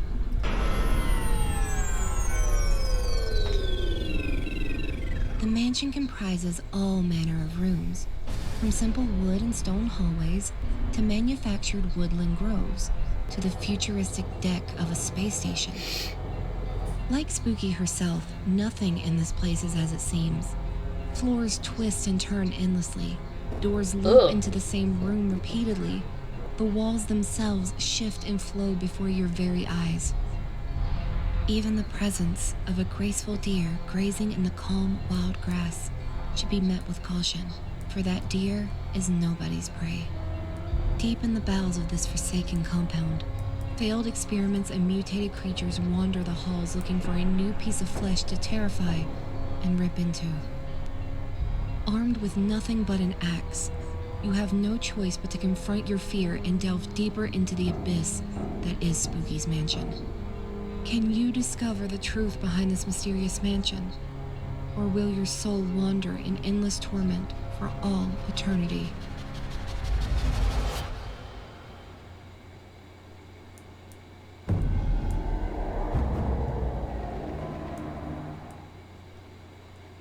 South Ashfield Heights, Silent Hill 4. Silent Hill 4, the room, yeah.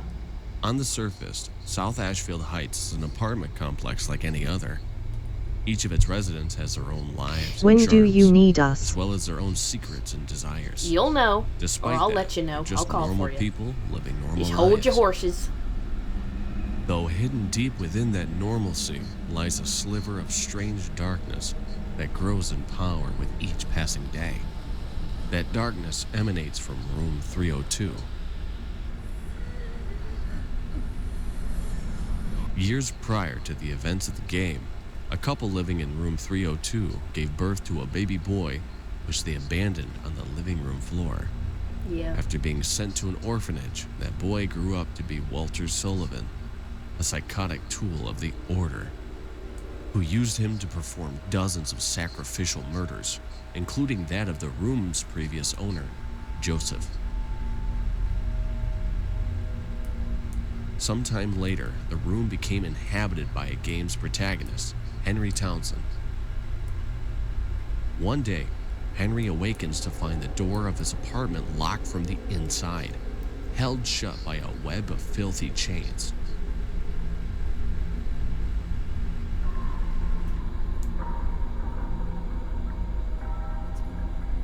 The only way to leave his room is through a mysterious hole that has been smashed in the bathroom, which stretches wider like a hungry maw as the game progresses.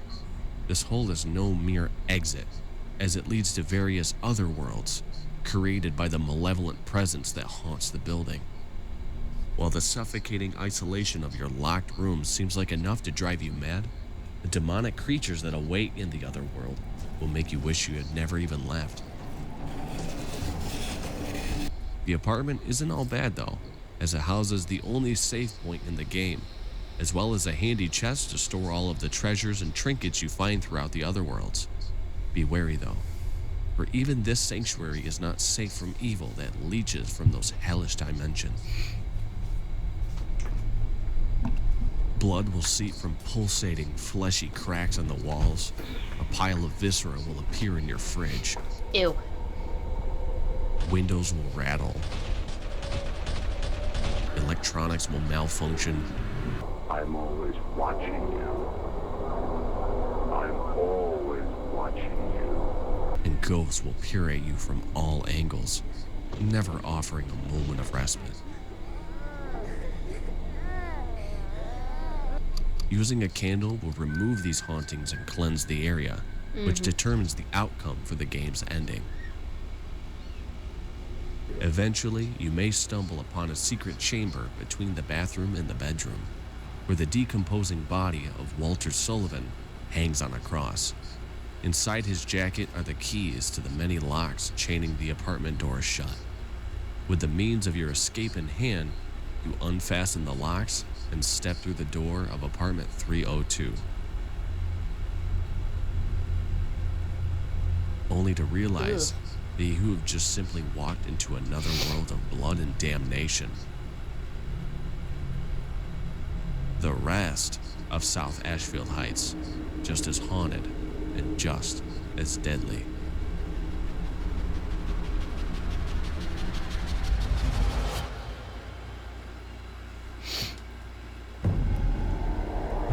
Bruh, I've got Saf9's stream playing over here on my tablet. I mean, it's muted, but he's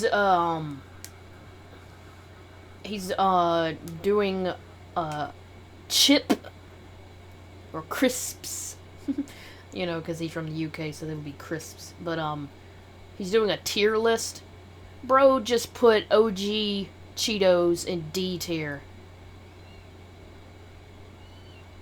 I can't believe he did that. I love Cheetos.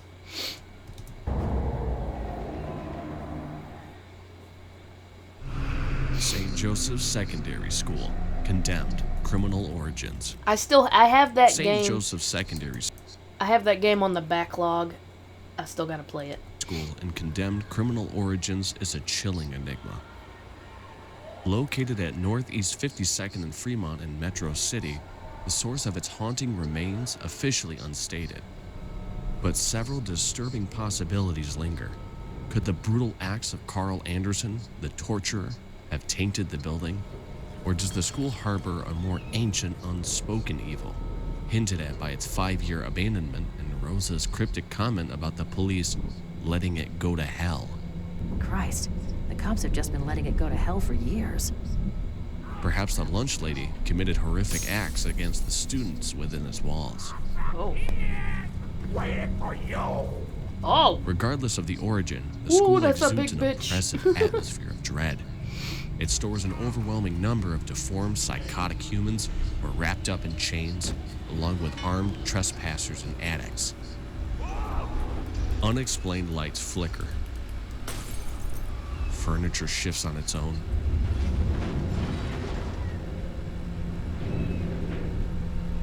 And shadowy figures dance across the walls. Doors slam shut. Lockers rattle.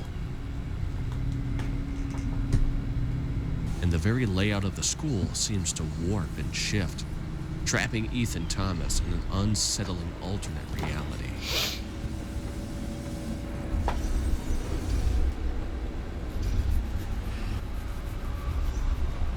Remarkably, Ethan remains stoic in the face of these paranormal events. His only reaction a visceral moment of confusion and disgust near the level's end, where he hallucinates a shower hallway as the school's entrance.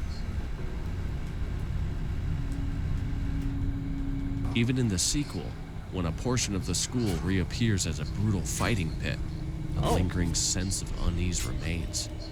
Ethan witnesses another strange apparition, leaving the player to question whether it's a genuine haunting or a symptom of Ethan's own fractured psyche. Ooh. Stepping into St. Joseph's is an exercise in dread, a descent into a dark and unsettling place that no one in their right mind would willingly enter.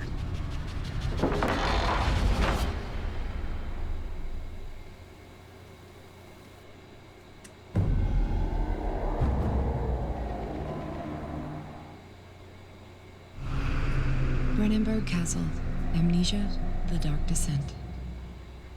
In this survival horror adventure game developed and published by Frictional Games, you play as Daniel, who suffers from amnesia, waking up inside the dark and foreboding structure of Brennenburg Castle. Located deep in the woods of eastern Prussia, this imposing structure was presumed to be built in the medieval period and was reconstructed by Alexander of Brennenburg in the late 16th century after it was burned down on a fire. With Daniel's arrival in the castle a few centuries later, the castle has fallen into a state of decay and ruin with no person living inside of it, or as it would seem. Daniel traverses through the castle, avoiding and hiding from either the grunt or the brute. That will decrease the archaeologist's sanity by looking at them.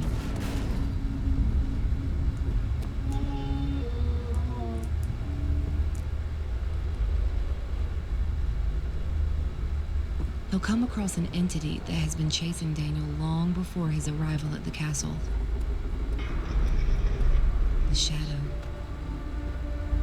The Shadow is a massive, invisible being that lays behind a fleshy, blood-red organic residue that harms Daniel if he touches it and will impede his path. Even though Daniel can use a form of acid to impede the Shadow, the entity will never stop chasing him throughout the crumbling castle, even causing a flood in the cistern for the camp to kill him.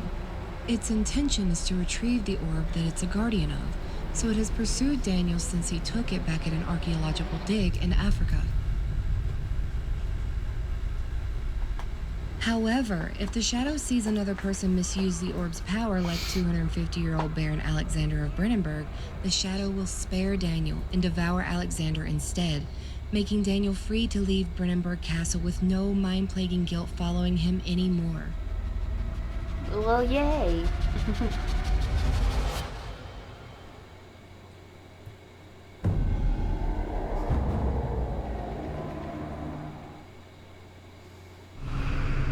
The Mansion, Sweet Home. Ah! That is the game that inspired Shinji Mikami to create Resident Evil. Mansion from Sweet Home was originally home for Ichiro Mamiya, his wife, and their infant son. One day, the baby went into the furnace to play, and his mother, not knowing this, set him ablaze. This broke Lady Mamiya, and she began to kidnap and burn other children, thinking her So yeah, if it wasn't for this game, there probably wouldn't be a Resident Evil. child wouldn't be alone in the afterlife. Rather than face justice, She cast herself into the furnace when confronted by the villagers whose children she killed. Ichiro's hopes that this was all over were short-lived when one day, someone kicked over the memorial tower built for his son. Lady Mamiya's spirit became enraged, proceeding to kill anyone who dared enter the mansion. The game takes place years later when a film crew seeks to restore Ichiro's artwork and film a documentary on the artist. You will come to realize the place is a death trap, with sections of the floor being collapsed, rooms that burst into flames if you walk in, random objects flying at you, and spiked pits at the end of strong currents or paths of ice. There are even sand traps that suck you into the center if you do not grab a rope one of your allies has for you. Once you step in a room, there is no turning back, because the very first tile beyond the door will trigger the traps and you'll have to try to get your friends out. If you can get them out, that is. The lady's furious ghost isn't the only one haunting the mansion either. You will be confronted by a plethora of zombies who were prior intruders, will-o'-the-wisps, guard dogs, possessed dolls, suits of armor, and bloodthirsty worms. Considering the high difficulty curve in the game, you really do not want to lose any of your crew. Healing tonics are in short supply, and Akiko's medkit can only heal ailments, so quick thinking and careful decision making are required to survive the night. You can confront Lady Mamiya as a final boss, which involves fighting using the literal power of prayer, 4 key items in a specific way, if you were able to find them, and using the taunts she directs at you to turn the tables on her. Once beaten, you and whoever remains of your group can leave, and Lady Mamiya can finally move on.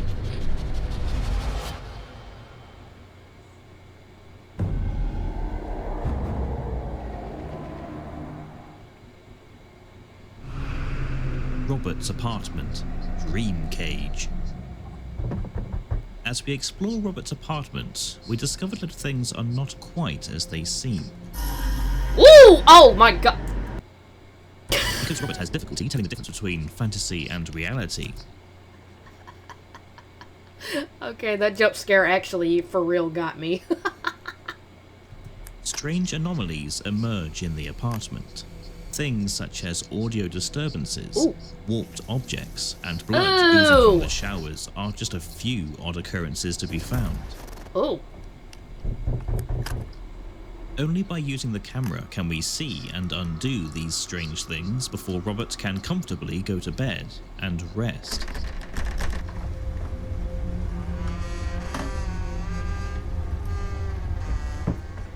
Oh, hell no.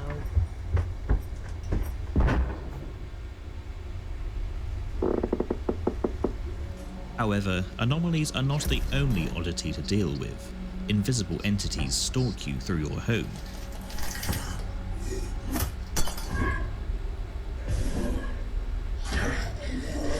Only revealed by the camera, but deadly regardless of being visible or not.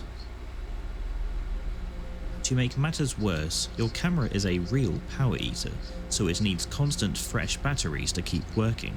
Oh, wonderful. Should you manage to fix the anomalies and get to bed safely, you may not be as safe as you think. Sleep paralysis grips you as a horrifying entity will wander around you, ready to strike if you make a single sound.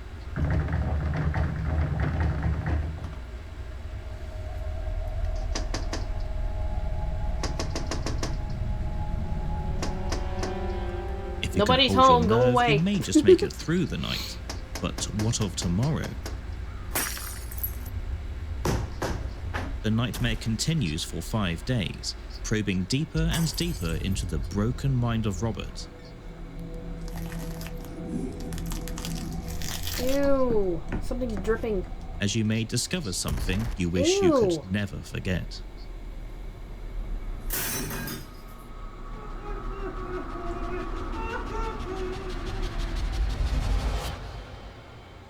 Yikes.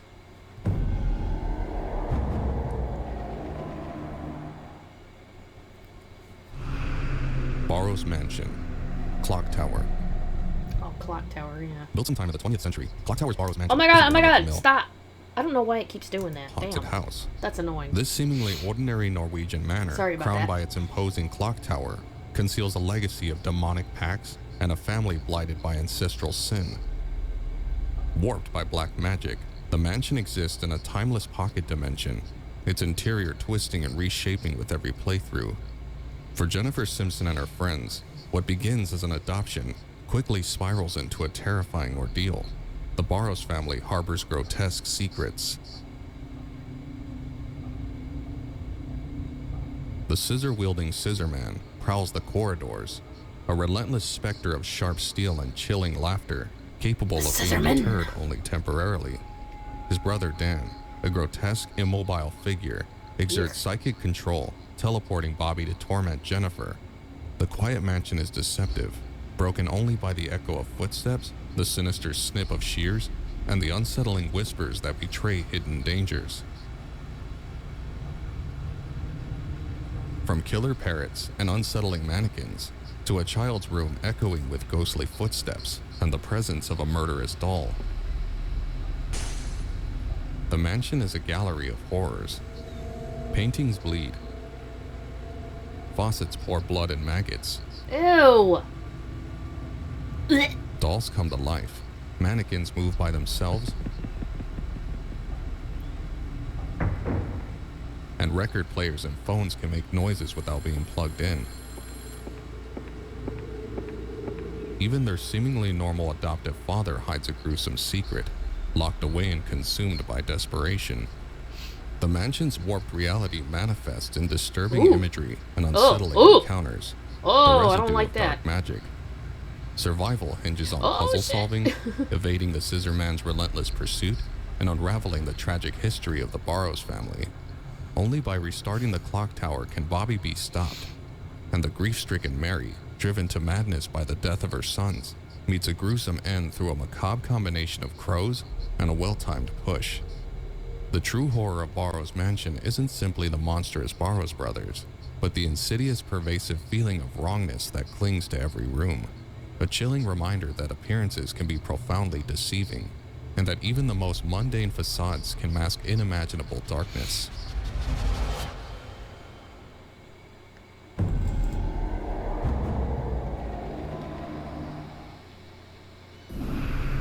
Mattel's House, Paranormal. Built originally in 1910 on 43 Granite Drive, San Francisco, it's the current homeowner of Mattel Clark, an artist who sleeps during the day and works at night. However, his home has become the focal point of a string of hauntings and paranormal activity.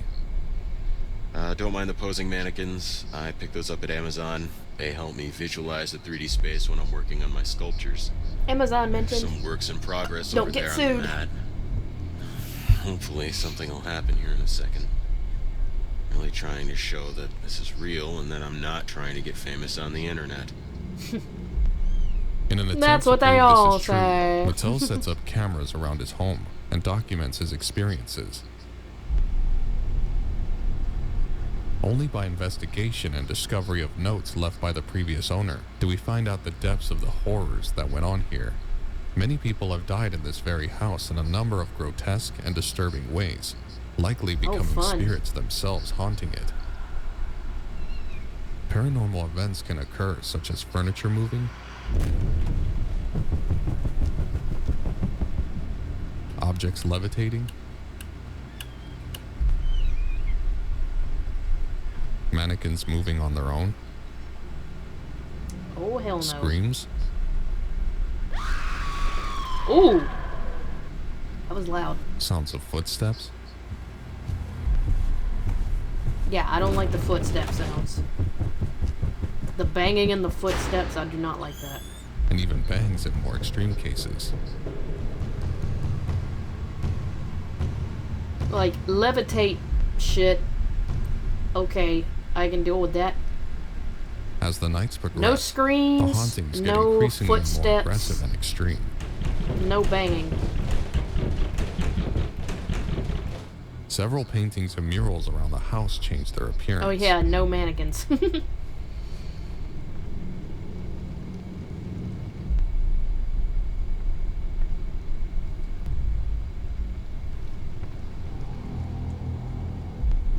pours from the toilet. Ew. And ghostly apparitions start manifesting at certain points.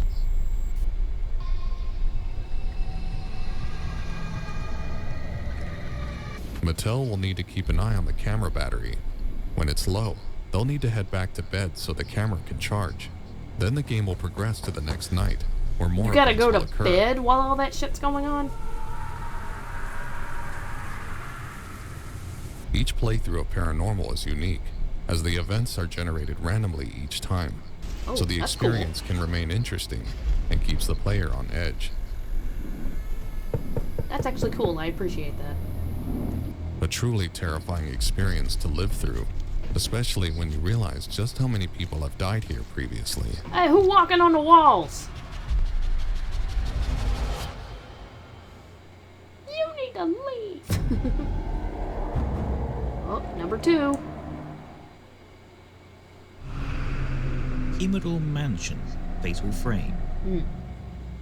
In this Japanese survival horror game, developed and originally published by Tecmo Limited, you initially play as novice folklorist Mafuyu Hinasaki, who decides to investigate the infamously haunted Himuro Mansion.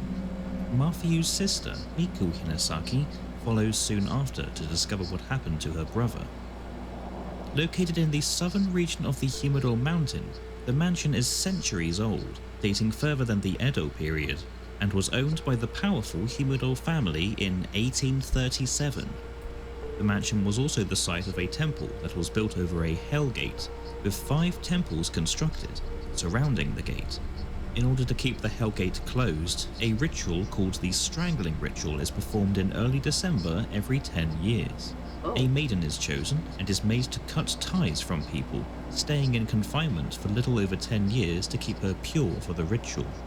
The ritual is performed with the maiden being sacrificed, but the last ritual was not performed properly, causing the gates to stay open and for the malice to spread throughout the property, cursing and killing those nearby. Survivors would end up ending their lives rather than live through this curse. In the 1900s, Ryozo Munakata purchased the mansion some decades after the massacre and moved in with his wife Yae and daughter. He was a folklorist interested in the rituals and stories surrounding the place. As the house gained strength, spirits plagued the family until Yae killed herself after the disappearance of their daughter. Munakata was driven insane, believing his daughter was behind the entrance to the Hellmouth, but had died before he could locate her. The curse continued until 1986, when Mafuyu investigated the mansion. Defending himself with the camera obscura from the lost souls inside the manor, a powerful ghost captures him, causing Miku to investigate his disappearance 2 weeks later. Miku finds the camera inside the mansion and uses it to ward off ghosts. As she uncovers the history of the mansion, she finds many spirits and demons. Few of them are passive, but there are vengeful ones who have been corrupted by the dark energy malice from the Hellgate. They wander endlessly and try to spread their pain and suffering to others, some of them more disfigured and gruesome than the last. Notable examples include Long Arms, Girl in the Well, and the boy hiding in the grandfather clock.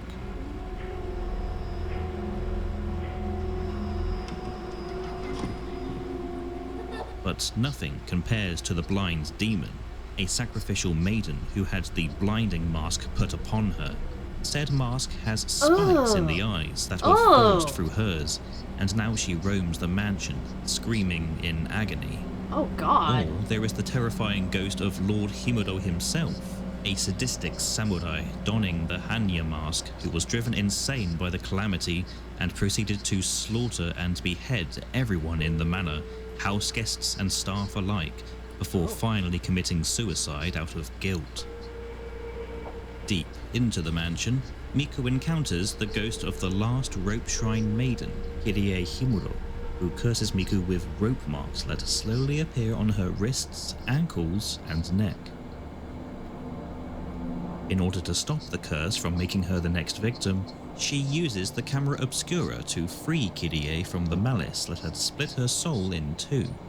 Only by completing the ritual can the Hellgate be closed, and the spirits haunting the mansion finally find peace. But is the cost too high a price to pay?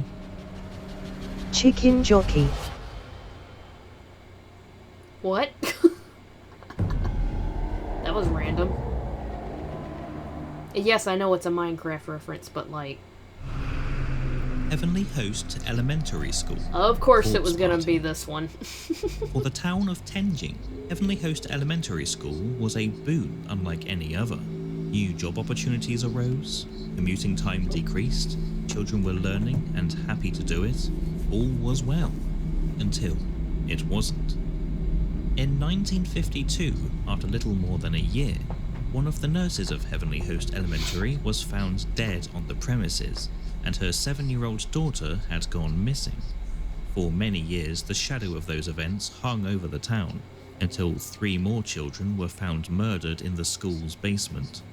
Though the school was torn down on November 18, 1975, the malevolent energy that had seeped into its foundation kept it alive in a spiritual plane, ruled by an entity known as the Girl in the Red Dress. Should you become trapped in this realm of the damned, your only way out is to appease the restless spirits of those stuck within its hollowed halls. As you traverse the shattered and barren floors of this once prestigious school, you may find others who share your cursed fate and wish to help in your efforts. Though be warned, for the power of the girl in the red dress can change anything or anyone to fit her will. What was once a close and cherished friend could suddenly become the form of your complete destruction. No longer do the light voices of children and teachers ring out around every corner. Now only the moans and wails of tortured souls remain. If you're lucky enough, you may even find the broken and mutilated bodies they have left behind. Don't let fear and repulsion grip you too long though, because whatever ended their lives might end yours as well. Should you run into any malevolent spirits or those who wish you harm, you have no choice but to run, or risk adding to the ever-growing pile beneath Heavenly Host Elementary School.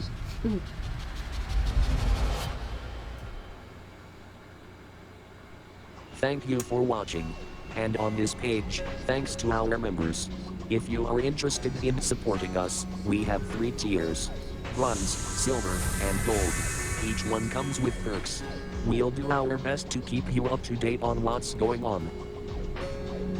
And special thanks to our patrons. Again, if you are interested in supporting us, the link to our Patreon is in the bottom left-hand corner, down here.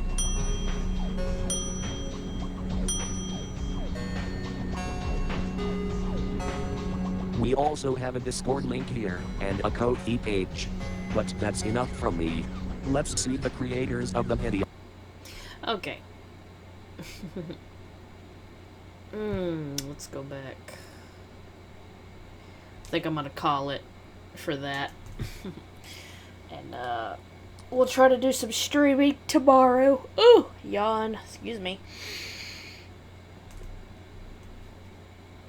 I'm gonna try to finish the crisp playthrough of Resident Evil. Don't worry, I am going to finish that. I'm gonna try to catch up on the streaming that I've been missing out on, because I wasn't feeling too great last week. So yeah, guys, thanks for stopping by. I hope you enjoyed chilling with me. I got the links for the Discord and my YouTube page. Yes, the Discord and YouTube page. On my Twitch channel. There's also a donate button. It's not necessary, but it's appreciated. Yeah, that's pretty much it, guys. I'll see y'all in the next stream. Bye-bye. Love y'all. Oh, wait, actually, why don't we raid Thaf? Yeah, I haven't raided in a while. Let's raid him. Let's see.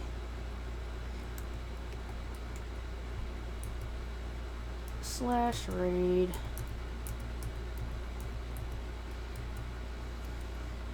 Thaf9. And we are going to tell him here.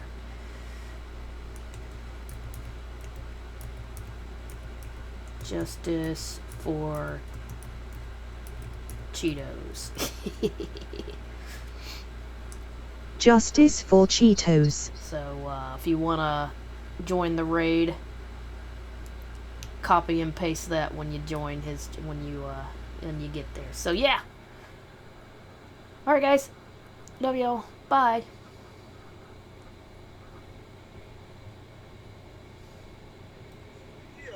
Is what they look like. All right.